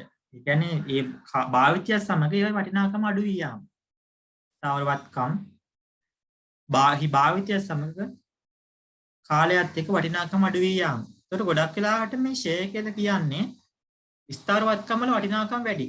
ඒකට 9,50,000 කියලා කියන්නේ ලොකු වියදමක්. ඒකට නමුත් ඒ වියදම අපි එකපාරට ලාභයට එරියව කපා හරින්නේ නැහැ. උදාහරණයක් විදිහට මේ 9,50,000 මේ අවුරුද්දේ ගත්තට මේ අවුරුද්දේ ලාභයට එරියව කපා දැම්මොත් එහෙම ඒක තර්කානුකූලවත් නැහැ. මොකද ඒකේ ඵලදායී ජීවිත කාලය කියලා කියන්නේ යන්ත්‍රයෙන් ගන්න පුළුවන් කාලයනේ. උදාහරණ විදිහට අද මම යන්ත්‍රයක් ගන්න රුපියල් 5,00,000ක් දීලා මේක අවුරුදු 10ක් පාවිච්චි කරන්න පුළුවන් කියලා තීරණය කරනවා. ඵලදායී ජීවිත කාලය කියලා කියන්නේ ලොකු නඩත්තුවකින් තොරව පිරිවැය දැරීමකින් තොරව මේ යන්ත්‍රය අවුරුදු 10ක් විතර වැඩ ගන්න පුළුවන් කියලා කියනවා. 5,00,000කට ගත්තා නම් මම ඒක අවුරුදු 10ක් මට වැඩ ගන්න පුළුවන්. එහෙනම් මට 5,00,000ම මේ අවුරුද්දේ එකපාරට වියදමින් යන්ත්‍රශය කියලා කපලා දාන්න බැහැනේ. තර්කානුකූලවත් නැහැ. ඒකට මට පුළුවන් මේක අවුරුදු 10ක් ගන්න. ඒතර මම කරන්නේ මේ 5,00,000න් 5,00,000 අවුරුදු 10ක් නා සරල මාර්ග නම් 50,000 ගන්න අවුරුදු 10ට ලාභයට කපලා දාන යන්ත්‍රශය කියලා. ඔක තමයි සරලව කරන්නේ. නමුත් මේකේ කියනවා ඵලදායී ජීවිත කාලයේ අවසානයේදී මේ ගොඩනැගිල්ල නම් රුපියල් 50,000ක් මොකද කරන්නේ? ඒ ගොඩනැගිල්ල අවසානයේදී මේ විකුණලා මට සුන්බුන්නගේ විදිහට 50,000ක් ගන්න පුළුවන් කියලා කියනවා. එතකොට රුපියල් 50,000 මට ආයි ලැබෙන දෙයක්. මොකද කරන්නේ? එතකොට අපි ගණනය කරන්නේ මෙන්න මේ පිරිවැයෙන් ෂෙයා ගණනය කරන පිරිවැයෙන් මෙන්න මේ සුන්බුන්නගේ අයින් කරලා තමයි ඵලදායී ජීවිත කාලේ බෙදන්නේ. උදාහරණයක් විදිහට මේකේ 9,50,000 නම් ඒකේ ෂෙයා ගණනය කරලා නම් 9,50,000 මේ 50,000 අයින් කරලා ඉතුරු ලක්ෂ 9 තමයි බෙදන්නේ කීයෙන්ද? ඵලදායී ජීවිත කාලය වෙන අවුරුදු 10න්. එතකොට ගොඩනැගිලි ෂෙයාට උත්තරේ එන්නේ අපිට හැමතිස්සෙම ඒ සුන්බුන්නගේ අඩු කරලා. එතකොට 33ට උත්තරේ එන්න ඕනේ කීයද? 9,50,000න් 50,000කට කරම ලක්ෂ 9. ඒක 10න් බෙදුවට පස්සේ 90,000ක පිළිතුරක් තමයි එන්න ඕනේ. උත්තරේ දෙවැනි පිළිතුර 90,000යි. ඒ ඉහත තොරතුරු සම්බන්ධව නිවැරදි ප්‍රකාශය. හරි පිළිතුර අහන්න. 2012 දිනට ගෙවිය යුතු ගොඩනැගිලි කුලී 20000කි. බලන් දිනෙත් එක්කම 2031 දිනට 2031 දිනට ලක්ෂ්‍ය ගොඩනැගිලි ලබාගෙන දෙන්න. ලක්ෂයක් අරගෙන තියෙනවා. ලක්ෂයක් අරගෙන තියෙනවා. දෙන්නේ කවද්ද? මාස අවුරුද්දේ අවසාන මේ මැද හරි දෙන්නේ. අවුරුද්දේ මැද දෙන්නේ. මාස 6ක් තියෙනවා. මාසකට 20යි. මාස 6 ගානේ මාස 20000 ගානේ මාස 6ට කියද 1,20,000යි. 1,20,000යි. එතකොට 12 31 දිනෙක අවසර ලක්ෂයක් අරගෙන තව කීයක් ලැබෙන්න ඕනද? ලැබෙන්න ඕනද? 20000ක් ලැබෙන්න ඕන. 20000ක් ලැබෙන්න. හරි 20000 දින පිළිතුරු දෙකක්. පිළිතුරු දෙකක්. මෙයා මිලදී ගත්ත ගොඩනැගිල්ල කුලියට දෙනවා නම් මට ආදායමක් ලැබෙන්න ඕනද ගෙවිය යුතුද? මට ආදායමක් ලැබෙන්න ඕන. ලැබිය යුතු ගොඩනැගිල්ල. මේ කියන ආදායම. මගේ ව්‍යාපාරයේ එහෙම නැත්නම් ආදායම කියන මොකද වෙන්නේ? 34ට බැලුවම වෙන උත්තරේ කීයද? 3. ලැබිය යුතු ගොඩනැගිලි කුලී 20000 ලැබිය යුතු ආදායම. අර අපි දාන්නේ දරලාභයට යටින් ආදායම 20000. ගෙවිය යුතු ගොඩනැගිලි කුලී 20000 නෙමෙයි මේක අපි ගෙවන්නේ නැහැ නේ. හරි. එතකොට ඒකට උත්තරෙත් හරි. බැලුවම පේනවා අච්චර දෙයක් කියවන්න දෙයක්වත් නැහැ. ගොඩනැගිලි කුලී 1,20000 කියන්නෙත් නැහැ. අපි මේක උපචිත පදනම ගන්න. අපි සල්ලි ගෙවලානේ. මාස 60 1,20000 සල්ලි ලක්ෂයක් ලැබිලා. තව ලැබිය යුතුයි 20000. හරි. ඊට පස්සේ 35 ඉඳලා 40 තනිකරම කවුන්ටින් ගානක්. දැන් මේක මෙහෙම කවුන්ටින් කියලා හැමෝම කරන්න යන්න එපා. මේක ගාන ආකෘති ගහලා එහෙම කරන්න යන්න එපා. මේක මනසින් ඔළුවෙන් හදන්න පුළුවන් ගානක් විනාඩි 5ක් යන්නේ මේක හදන්න. හරි ලේසි. මොකද එක උත්තරයක් ආවම ඊළඟ උත්තරෙත් එනවා. හරි ලේසි. විනාඩි 5යි. මම හදන ක්‍රමය කියලා දෙන්නම්. හැබැයි මේක හදන්න අර ඔයා ඉගෙනගත්තු ආකෘතිය තියෙන්නේ. ආකෘතිය අනිවාර්යෙන් මතකයේ තියෙන්න. නැත්තම් අමාරුයි මේක කරගෙන යන්න.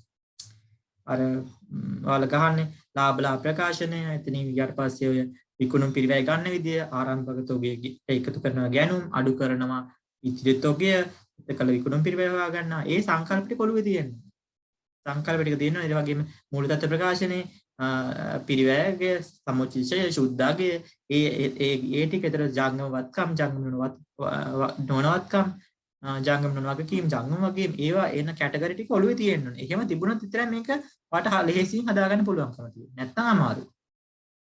දැන් මේක ඔළුවේ තියෙන හැමදෙස්සම ඔළුවේ වැඩ කරනවා. එහෙම වුණොත් විතරයි අපිට ඔයාලට මේක ලෙහෙසියෙන් පැහැදිලිව කරගන්න පුළුවන් වෙන්නේ. නැත්තම් මේ ගාන වර්ධිනවම තමයි. එහෙනම් මේ ඉගෙන ගන්න තියරි භාවිත කරලා විනාඩි 5න් මේක අපි හදන විදිය බලමු. ගාන කියවන්න 12:31 දෙනෙක ශේෂ පිරික්සම මුකුඩාගේ ශේෂ ටිකක් තියෙනවා. විකුණුම් තියෙන ලක්ෂ 6යි, ගැනුම් 3,50,000යි, ගෙනීමේ කුඩි ලක්ෂයක් 10000ක් තියෙනවා. ලී බඩු පිරිවැයට තියෙන පිරිවැයගේට ඒක පිරිවැයගේ තියෙන ගන්න ගියපු ගත්ත ගානට තියෙන්නේ. සම්මුතිශය අඩු කළ සුද්ධාගේ නෙමෙයි තියෙන පිරිවැයට තියෙන 50,000.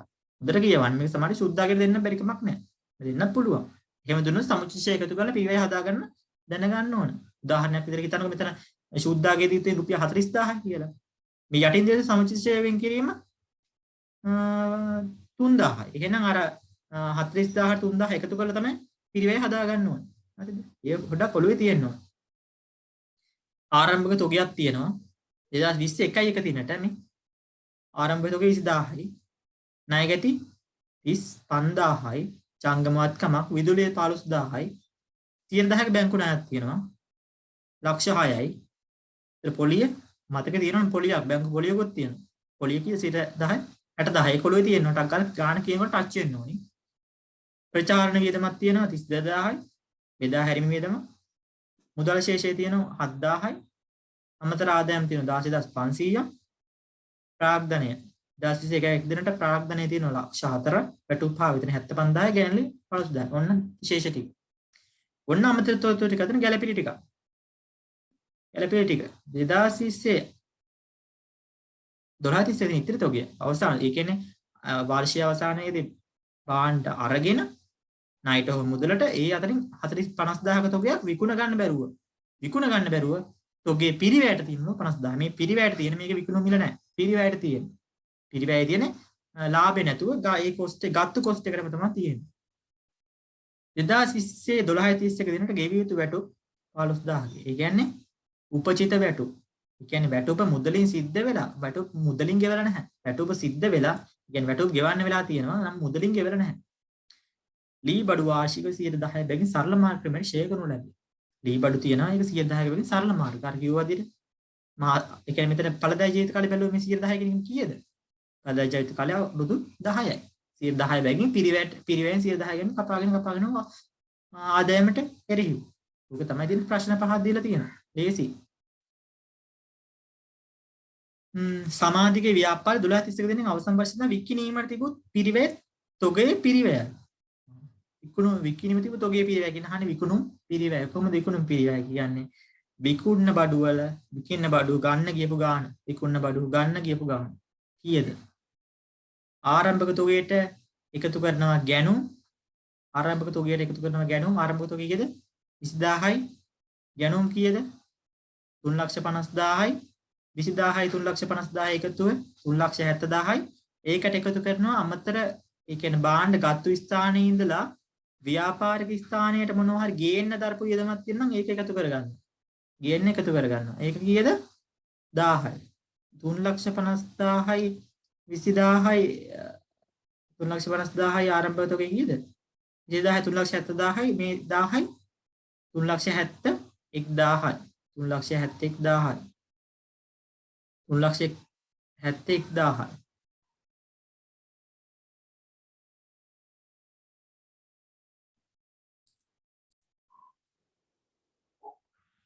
එහෙනම් ළමයි විකිණීම ඉදිරිපත් කරපු තොගයේ පිරිවැයගේ කීයද? විකුණන ඉදිරිපත් කරන්න සූදානම්යි. 371000ක තොගයක් විකුණන ඉදිරිපත් කළා තියා. එහෙනම් උත්තරේ 4 වෙනි උත්තරේ 371000යි. සමාධික ව්‍යාපාරයේ 2020 දිනෙන් අවසන් වර්ෂයේ දල ලාභය. දල ලාභය කොහොමද හොයාගන්නේ? විකුණුම් වලින් අඩු කරනවා විකුණුම් පිරිවැය.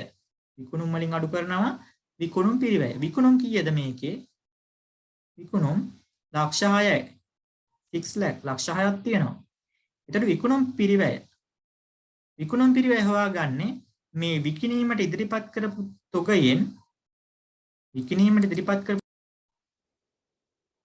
එතකොට දරලාභය ගන්න විකුණුම් වලින් විකුණුම් පිරිවැය. විකුණුම් නම් ලක්ෂ 6යි කියලා අපි දන්නවා. දීලා තියෙනවා ගානේ. විකුණුම් පිරිවැය හොයාගන්නේ මෙන්න මේ විකිණීමට ඉදිරිපත් කරපු තොගය 371000න් අඩු කරන්න ඕනේ ඒ වර්ෂය අවසානයේ එහෙම නැත්නම් කාල පරිච්ඡේදයේ අවසානයේ නොවිකිණි ඉතිරි වෙච්ච තොගේ වටිනාකම. නොවිකිණි තොගේ වටිනාකම කීයද? 50000යි.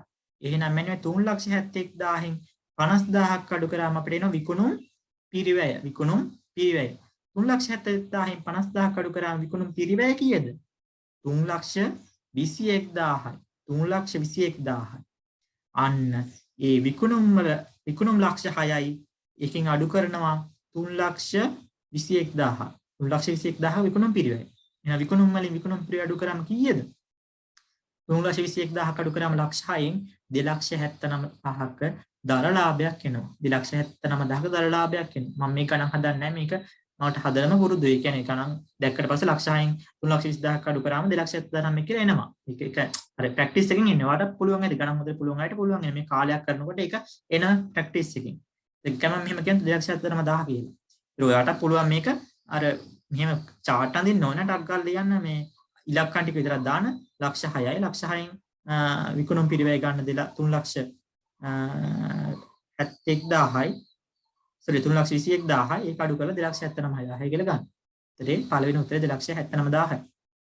සමාජික ව්‍යාපාරයේ 2020 මුළු ආදායම මුළු ආදායම ආදායම කියලා කියන්නේ විකුණුම් ආදායම ව්‍යාපාරේ ප්‍රධානතම විකුණුම්.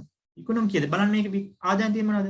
විකුණුම් ආදායම ගැනීම ගෙනීමේ කුලී එනීමේ කුලී වියදමක් ලී බඩු තියෙනවා තොග කියන වත්කම ලී බඩු වත්කම ණය ගැති වත්කම් විදුලි ගාස්තු වියදම් බැංකු ණය ප්‍රචාරණය බැලු බැලමට මොකද්ද අමතර ආදායම් 16500ක් තියෙනවා.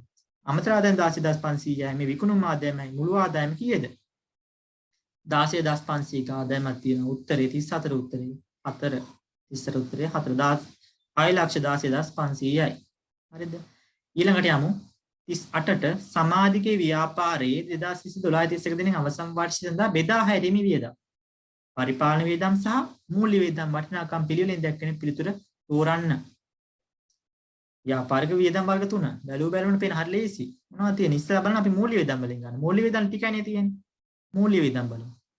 මූල්‍ය වියදම් මේක දීලා නැහැ බැලුව බැලමට පේනවා. ඉකොනොමි බලාගෙන ඊට පස්සේ මූල්‍ය වියදම් නැහැ. හැබැයි මූල්‍ය වියදමක් තියෙන එක වියදමක් මේ බැංකු පොලිය ලක්ෂ 6ට 100,000කින් 60000. එහෙනම් බැංකු පොලිය 60000. බැංකු පොලිය 60000. එහෙනම් 1 සහ 3 උත්තරේ අපිට දැනට ගන්න පුළුවන්. ඒතරක් බලමු මේ පරිපාලන වියදම් සහ බෙදා හැරීමේ වියදම් අතර. පරිපාලන වියදම් තියෙන 32000ක්. එතන 33000 බලන්න පරිපාලන වියදම් මොනවද එන්නේ කියලා. පරිපාලන වියදම්. ගැනුම් එන්නේ නැහැ මේ ටික එන්නේ නැහැ. තොගේ ණය ගැති වෙන්නේ විදුලි ගාස් වෙනවද? ඔව් 15000ක් එනවා. එතකොට මේ ටිකත් බලාගෙන පරිපාලන වියදම්. කියන්නේ වැටුප් හා වේතන. වැටුප් හා වේතන. වැටුප් හා වේතන. සෝරි ඉස්සලා තියෙන බෙදා හැරීමේ වියදම් නේ තියෙන්නේ. බෙදා හැරීමේ වියදම් බලාගෙන යමු. බෙදා හැරීමේ වියදම් 32000 33000. බෙදා හැරීමේ වියදම් මොනවද මෙතනට එන්නේ? බැලුව බැලමට පේන මේකේ බෙදා හැරීමේ වියදම් මොනවද තියෙන්නේ? ණය ගැති බැංකු ගාස්තු එහෙම ප්‍රචාරණය කියන්නේ බෙදා හැරීමේ වියදම්. කියන්නේ 32000 එන්න ඕන නේ. 32000 එන්න ඕන. තාම මොනවා හරි බෙදා හැරීමේ වියදමක් තියෙද? බෙදා හැරීමේ වියදමක් එනවද තව? එබේ 33000කුත් තියෙනවා මෙතන. 33000 මේ තියෙන 33000. ඒ 33000 හිතන්නේ වල සමහරක් අය ගන්නවා මෙන්න මේ ගෙනීමේ කුලී බෙදා හැරීමේ වියදමක් විදියට. බෙදා හැරීමේ කුලී විදියට මේ ගෙනීමේ කුලී ගන්න බෙදා හැරීමේ වියදමක්. නමුත් ගෙනීමේ කුලී අපි ගන්න ගොඩක් වෙලාවට ඒ බාණ්ඩ ගත්තු ස්ථානයේ ඉඳලා අදාළ ව්‍යාපාරික ස්ථානට ප්‍රවාහනය කරන ගත්තු වියදම. එතකොට අපි මොකද කරන්නේ? ඒක ආරම්භක තොගය ගැනුම් වලට එකතු කරනවා ගෙනීමේ කුලිය. ඒතර අපි ඒක ගන්න විකුණුම් පිරිවෙල හදන්න ගත්තා. ඒතර මේ 1000 එන්නේ නැහැ. ඒකට අපි ගන්න කීයද? 32000යි. 32000යි. උත්තරයෙන් 38ට කියන උත්තරේ. එහෙනම් තුන්වෙනි උත්තරේ තමයි ගැලපෙන උත්තරේ. මම මේක චෙක් කරන්න යන්නේ නැහැ. තුන්වෙනි උත්තරේ. සමාජික ව්‍යාපාරයේ 2012 ගන්න මුළු ජංගම වගකීම් වල. ජංගම වගකීම් කියලා කෙටි කාලයේදී ගෙවා නිදහස් කළ යුතු වටිනාකම්. කෙටි කාලයේ. මොනවද කෙටි කාලයේ සමාජික ව්‍යාපාරයේ කෙටි කාලෙම ගෙවා නින්න කළ යුතු ණය? ජංගම වගකීම්. ජංගම වගකීම් මොනවද? බැංකු ණය ගෙවන්න ඕනද? ඔව් බැංකු ණය ගොඩක් වෙලාවට ගෙවන්න ඕනේ. බැංකු ණය ගෙවන්න ඕනේ. බැංකු ණය කීයද තියෙද? සෝරි බැංකු ණය පොලි 60000ක් තියෙනවා. 60000ක් තියෙනවා. එතකොට ඊට අමතරව බලන්න මෙතන නැහැ. ගැළපිලිවල දීලා තියෙනවා කීයක්ද? ගැළපිලිත් හොඳට බලන්න ඕන. 2012 දෙන්න ගෙවිය යුතු වැටුප්. එහෙනම් මේ මොකද්ද? ජංගම වගකීමක් ගෙවිය යුතුයි. ගෙවලා නැහැ. මෙතන 15000ක් තියෙනවා. මේ අතර ජංගම වගකීම් තියෙනකොට බලන්න හැමතිස්සෙම මෙතන. සමහර විට ජංගම වත්කම් දෙන්න තියෙන ඒකත් මේ අතිරික්ත උතුරෝ තියෙනවා. ඉතිරි තෝගේ ජංගම වත්කම. එහෙනම් මෙතන 15000යි. අතන 60000යි කීයද? 75000යි උත්තරේ. මුළු ජංගම වගකීම් වල උත්තරේ කීයද? 75000යි. සමාජික ව්‍යාපාර 2012 දෙනට මුළු ජංගම වත්කම් වල වටිනාකම total assessed value එක අහන්නේ. මුළු ජංගම වත්කම් current assessed වල අහන්නේ. total current assessed value. එතන මුළු ජංගම වත්කම් වල මොනවද ජංගම වත්කම්? බලන්න. ජංගම වත්කම්. ජංගම වත්කම්. ජංගම වත්කම් මොනවද? තොගේ එනවද ජංගම වත්කමක් විදියට? ඔව් තොගේ එනවා. ආරම්භක තොගේ නෙමෙයි එන්නේ අවසාන තොගේ එන්නේ. මෙතන 50000යි. මුළු ජංගම වත්කම් අහන්නේ. මුළු ජංගම වත්කම් තොගේ එනවා 50000යි. බලන්න විකුණුම් ගැනුම් එන්නේ නැහැ. ආදායම් ප්‍රකාශනයේ ශේෂ පත්‍රයට අහන්නේ. ශේෂ පත්‍රය කියන්නේ මූල තත්ත්ව ප්‍රකාශනයට එන්නේ. ගෙනීමේ කුලිය එන්නේ නැහැ. දී බඩු එන්නේ නැහැ. තොගේ ආරම්භක තොගේ එන්නේ නැහැ. ඒකෙන්නේ ලාභ ප්‍රකාශනයට ණය ගැතියෝ එනවද? ඔව් 35000 එනවා. විදුලි වියදම් එන්නේ නැහැ. ආදායම් ප්‍රකාශනය ගන්නේ. ප්‍රචාරණය එන්නේ නැහැ. අපි ගත්ත කලින් මුදල් ශේෂය එනවද? ඔව්. මුදල් ශේෂය එනවා. එතකොට ණය ගැති 35යි මුදල් ශේෂය 7යි කීයද? 42000. 42000 මේකෙන් නැහැ. අමතර ආදායම් එන්නේ නැහැ. ප්‍රාග්ධනය එන්නේත් නැහැ. වැටුප් හා වෙතන ආදායම් ප්‍රකාශන ගියා අපි ගැණිලි එන්නේත් නැහැ. එතකොට එන්නේ කීයද? ණය ගැතියෝ බැංකු ශේෂය. ණය ගැතියෝ ණය ගැති 35000 42000. මෙතන 42000 එන්නේ. එතකොට මෙතන තියෙන මොකද? ජංගම වත්කම් විදිහට ඉතිරි තොගේ. ඉතිරි තොගේ 50000. 42000යි මෙතන 50000යි කීයද? 92000යි. මුළු ජංගම වත්කම් වල එකතුව අයික්‍ය 92000යි. උත්තරේ 3. බලන්න කොයිතරම් ලෙහෙසිද කියලා. හරි ලෙහෙසි. මේක මනසින් හදන්න පුළුවන් මේක. එතකොට ඔයා අර මම දැකලා තියෙන ගොඩාක්ම මට මේක පැය ගණන් හරිය පැයයි තියෙන ප්‍රශ්න 40ක්. එතකොට පැය විනාඩි 60 බෙදන්න ප්‍රශ්න 40ක් ගොඩක් වෙලාවට. 40න් බෙදන්න 1.5යි නේද? ඔය 1.5. විනාඩි කහමාරක් වගේ තමයි තියෙන්නේ. එතකොට ඒක ඇතුළත මේ කියවල උත්තරේ තේරුම් අරගෙන ගාන හදාගෙන විතර ඔයා මේක දිනකොට විකුණුම් පිරිවැය මෙච්චර 50000යි මෙහෙම සම්පූර්ණම අර ඡේදේ වගේම ලියාගෙන ගාන හදන්න යන්න එපා. එතකොට එහෙම ගියොත් පොඩ්ඩක් සංකීර්ණ ගොඩක් වෙලා යනවා. වෙලාව බැලන්ස් කරගන්න. එතකොට යන v පොඩක් ඩොට් එක දාලා vp විකුණුම් පිරිවැය. අමතර ආදායම දැනගන්න අමතර ආදායම තමයි මේක. එතකොට ඒක අයික්‍ය අරගෙන ගන්න. ලේසි. තියරි හරියට දැනගෙන තියෙනවා නම් ඔයාලට මේක කරගැනීමේ හැකියාව තියෙනවා. එහෙනම් අපිට අද අපි සාකච්ඡා කරේ 2020 අපොස සාමාන්‍ය පෙළ ව්‍යාපාර අධ්‍යයන සහ ගිණුම් කරන ප්‍රශ්න පත්‍රයේ පළවෙනි ප්‍රශ්න පත්‍රය සම්පූර්ණව සාකච්ඡා කරා. ඒතකොට මම මේකේ න්‍යායාත්මක දැනුම, ඒතකොට ප්‍රශ්න පත්‍රයක් හැදෙන ආකාරය සහ තියරිටිකල් බෑග්ග්‍රවුන්ඩ් එක ගොඩක් පුළුවන් හැකියාව ඉදිරියෙන් මම කතා කරා, සාකච්ඡා කරා. මට පුළුවන් උපරිම සාකච්ඡා කරන්න. මොකද මීට වඩා යන්න පුළුවන්. මොකද ගියොත් එහෙම වීඩියෝ ගොඩක් දිග වෙන්න පුළුවන්. ඒක ඒතකොට ටිකක් තමයි බෝරින් වෙනකොට. නමුත් අත්‍යවශ්‍ය කරුණු ටික අවශ්‍යම විදියට සාරාංශයක් විදියට මම මේක ඔයාලට දෙන්න උපරිම උත්සාහ කරා. මේ කෙටි කාලය ඇතුළත මේක විභාගයට කලින් බලලා මේ ආශ්‍රිත ප්‍රශ්න නම් සැකසෙන. තියරින් පිට කොහෙවත් අහන්නේ නැහැ. තියරිය යූස් කරලා, තියරි පාවිච්චි කරලා ගොඩක් වෙලාවට අහන්න පුළුවන් ඔය සිද්ධියක් දෙන ප්‍රශ්න. ව්‍යාපාර අධ්‍යයනයේ පැත්තෙන් අහන සිද්ධියක් දෙන ප්‍රශ්න. නමුත් ගිණුම් කරන්නේ කොටසදී ප්‍රශ්න අහන්නේ අනිවාර්යයෙන්ම තියරිම තමයි. මොකද ගිණුම් කරන්නේ වෙනස් වෙන්නේ නැහැ. වෙනස් වෙන දෙයක් නැහැ ඒකේ. සහ මම ඔයාලට කියන්න තියෙන දේ තමයි අනිවාර්යයෙන්ම විභාගයෙන් බය වෙන්න එපා. අනිවාර්යයෙන් දීප්ත සරහන් ටික කටපාඩම් කරගෙන යන්න. දීප්ත සරහන් නැතුව මේ accounting කොටසට යන්න අමාරුයි. දීප්ත සරහන් ටික කටපාඩමේ තියෙනවනේ මම ඒක පොඩි ෂෝට් නෝට් එකක් අහලා දාන්න බලාපොරොත්තු වෙනවා. දීප්ත සරහන් ටික අනිවාර්යයෙන්ම මතකයේ තිබිය යුතුයි. ගණන් හරණයින් බැර මුදල් පොත මුද්‍රක් ලැබීම ඒ විදියට දීප්ත සරහන් ටික මතක තියෙන්න ඕන. හරි එහෙනම් මේ වගේම ඊළඟ වීඩියෝ එකකින් අපි නැවතත් හමු වෙතකන් ඔයාලට ජයග්‍රහී අනාගතයක් විභාගය හොඳට ලියලා සමත් වෙලා විශ්වවිද්‍යාලයට එන්න සාමාන්‍ය පෙළ කරලා උසස් පෙළ කරලා විශ්වවිද්‍යාලයට ගෙන ජීවිතය සාර්ථක වෙන්න කියලා ප්‍රාර්ථනා කරනවා. එහෙනම් අපි නැවත දවසක මේ වගේ වීඩියෝ එකකින් හමු වෙමු. අනෙක් කියන්න තියෙන විශේෂම කරුණ තමයි ගොඩක් වෙලාවට ඔයාලගේ සාමාන්‍ය පෙළ විභාගයෙන් පස්සේ ඔයාලා මොකක් හරි වෘත්තීය පාඨමාලාවකට හරි එහෙම නැත්නම් උසස් පෙළ යන බලාපොරොත්තු වෙන දැම්මම ක්ලාසස් වලට සම්බන්ධ වෙන්න. එහෙම නැත්නම් ඔයාලා දැම්ම පරක්කු වුණොත් මොකද වෙන්නේ? දැන් ගොඩක් වෙලාවට ඔයාලා 2021 විභාගෙ ලියන්න තිබ්බේ 2021 අවුරුද්දේ දෙසැම්බර් වල ලියන්න තිබ්බේ. මේ කොවිඩ් හින්දා තමයි ඔයාලා පහුනේ.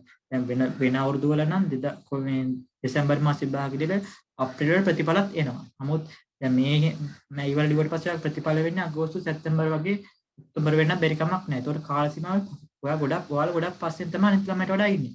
එහෙම වුණොත් එහෙම බැරි වෙලාවත් මේ A level schedule එක වෙනස් වුණොත් එහෙම වැටලා හරි හැම අවුරුද්දෙම සාමාන්‍යයෙන් අගෝස්තු වල තමයි උසස් පෙළ තියෙන්නේ. ওই schedule එක පොඩ්ඩක් රිකවර් වෙලා වැරදිලා හරි තිබුණොත් එහෙම ඔයාලට උසස් පෙළ විභාගය අගෝස්තු වලට එන්න ආවොත් එහෙම ඔයාලට ඒතර කාල සීමාවක් නැහැ. මේ කාල සීමාව අඩු වෙන. ගොඩක් වෙලාවට අවුරුදු දෙකක් වගේ තමයි තියෙන්නේ. එතකොට දැන් මේ ජූනිනේ අවුරුදු දෙකක් වගේ තමයි ඔයාලට එන රිසල්ට් ඇවිල්ලා ඔයාලා A level කරන්න ගියොත් එහෙම සමහරට අවුරුදු දෙකකුත් නැති වෙන්න පුළුවන්. A level වලට මේ schedule එක හරි ගියොත් ගොඩක් වෙලාවට අපිට ඒක කියන්න බෑ. ඒකින්ද ඔයාලා දැම්ම කරන දෙයක් A level class වල සම්බන්ධ වෙනවා නම් දැනට සම්බන්ධ තමන් කරන විෂය තෝරගන්න. තමන් A level කරන නම් ඒ විෂය හරි පැත්තකින් තෝරගන්න. උදාහරණයක් විදිහට ගොඩක් වෙලාවට ආර්ට් පැත්ත තෝරගන්නවා නම්, කොමර්ස් පැත්ත තෝරගන්නවා නම්, එතකොට කලා වාණිජ්‍ය තාක්ෂණ වේදය ඒ වගේම ගණිත විද්‍යාව ඒ විශේෂ තෝරගන්න ඔයා දැම්මම තියෙන එක නම් තමයි යන පාත් වෙනවා. ගොඩක් වෙලාවට දැන් සහ ජොබ් එකක් හොයාගන්න පුළුවන් පැතිවල ගොඩක් වෙලාවට කලා විෂය දාරම් වලට ගොඩක් වෙලාවට රැකියාව වෙන පොලේ අඩු ඉල්ලුමක් තියෙනවා. ඒතකොට තමයි ජොබ් එකක් හොයාගන්න පුළුවන් විදිහට. කොමර්ස් කරත් මේ පැත්තක් තියෙනවා. කොමර්ස් කරත් ඒතකොට කොමර්ස් කරලා තමන් වෘත්තීය අධ්‍යාපනයට යොමු වෙන්න ඕනේ. ඒතකොට ඩබල් AT හරි එහෙම නැත්නම් CMA හරි චාර්ටර්ඩ් හරි මොනවා හරි පැත්තකට යොමු වෙන්නේ වෘත්තීය පැත්තට යොමු වෙන්න ඕනේ. එහෙම නැතුව ඔයා උපාධිය විතරක් කරන්නේ නැත්නම් උසස් පෙළ විතරක් හදාරලා ඒ අධ්‍යාපන පැත්තේ න අධ්‍යාපන සුසුකමක් කියලා කියන්නේ එක පැත්තක් විතරයි. කොහොමද තේරුම් ගන්න පුතේ? ඔයාලා ඉස්සරහට යන දැම්ම ප්ලෑන් එක තියන A level වලට යනවනම් දැන් සාමාන්‍යයෙන් පස්සේ පොඩ්ඩක්වත් කාලය නාස්ති කරන්න මොකද ඔයාලට කාලය හරි සීමිතයි. මොකද දැන් මේක මම කියන්නේ හැම දේ ඔයාලා විභාගෙ ලිව්වේ දෙසැම්බර් වල නම්. ඒතකොට ඔයාලට කාලය තියෙනවා රිසල්ට් ඇවිල්ලා එහෙම කිසි කාලයක් තියෙනවා. නමුත් කියන්න බෑ අපි මේ යන ප්‍රතිපත්තියත් එක්ක අපිට මේ අධ්‍යාපන ක්‍රමයත් අපිට කියන්න බෑ හරියට උසස් පෙළ තියෙන්නේ අගෝස්තු වලින් පස්සේද එහෙම නැත්නම් අගෝස්තු වල හරියට කියන්න බෑ මේ ෂෙඩියුල් එක මේ කොරෝනා ප්‍රශ්නේ සිද්ධ ෂෙඩියුල් එක කොහොම ෂෙඩියුල් එක හරියටම තියෙන අගෝස්තු වල විභාගෙ තියන්න කිව්වොත් 2024 මේ 2022 මැයි අවසානයේ ඉන්නේ ජූනි මුල ජූලි අගෝස්තු එතකොට මාස දෙක එතකොට ඔයාලට අවුරුදු දෙකයි තියව තියෙන්නේ. ඒකට අනිත් ළමයින් අවුරුදු දෙකමාරක් විතර ඒ ලෙවල් තියෙනවා. මේ විභාග ලියපු දෙකමාරක් වැඩි 2 මාස 8ක් විතර තියෙනවා. මේ සාමාන්‍යයෙන් දෙසැම්බර් ලිව්වොත් ජනවාරිලා ඉඳලා අවුරුදු දෙකමාරකට ආසන්න කාලයක් තියෙනවා. නමුත් මේ ඔයාලා ගොඩක් ඒ O level වලට ගත්ත කාලය හින්දා අර A level වලට තියෙන කාලය ගොඩක් අඩු වෙන්න පුළුවන්. ඒක හින්දා දැම්මම අපිට කියන්න බෑ අගෝස්තු වල තියේදී ඊට පසු වේද මට කියන්න බෑ. නමුත් අර අපි ආරක්ෂණය හොඳ අපි ආරක්ෂලා ඉන්න එක හොඳයි. ගොඩක් වෙලාවට සාමාන්‍ය පෙළ විභාගෙ ලිව්ව ගාම උසස් පෙළ කරන උසස් පෙළ පන්ති යන්න. ඒ වගේම තමන් වෘත්තීය පාඨමාලාවක් හදාරන්න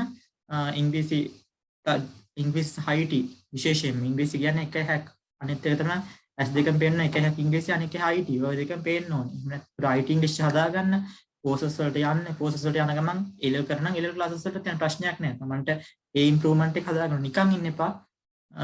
පුළුවන් තරම් ඉක්මනට බැට්‍රික් කරලා කොහොම හරි අවුරුදු දෙක A level ටාගට් කරගෙන යන්න. මොකද ඉගෙන ගැනීම තරම් ඔය දැන් ආර්ථික අර්බුදය කියලා ඉගෙනීම තමයි තියෙන්නේ. ඉගෙන ගත්තොත් වැඩක් නැහැ කියලා කියන නමුත් ඉගෙන ගත්තොත් ඔයාලට මොනවා හරි දෙයක් මේ ක්‍රමයේ හත්තුලේ මේ ආර්ථික අර්බුදය ඇතුලේ හරි යම් ස්ථාවර මට්ටමේ රැඳීමේ හැකියාවක් තියෙනවා ඉගෙන ගත්තොත්. එහෙම නැතුනොත් ඉගෙන ගත්තේ නැතුනොත් ඔයා තව පල්ලෙහාට තමයි යන්නේ. නැත්නම් මනම් කලියු විශේෂ දේ තමයි අනිවාර්යයෙන්ම ඉගෙන ගන්න සහ කාලය නාස්ති කර පුළුවන් තරම් වැඩි නිරත වෙන්න මොනවාම හරි දෙයක් කරන්න. තමන්ගේ භාෂා හැකියාව වර්ධනය කරගන්න. ලැන්ග්වේජ් ටක් ඉගෙන ගන්න ඒක ඉගෙන ගන්න. ඒ දේ කරන්න. හරි. එහෙනම් අපි මේ වගේ වීඩියෝ එකකින් නැවතත් හමු වෙමු.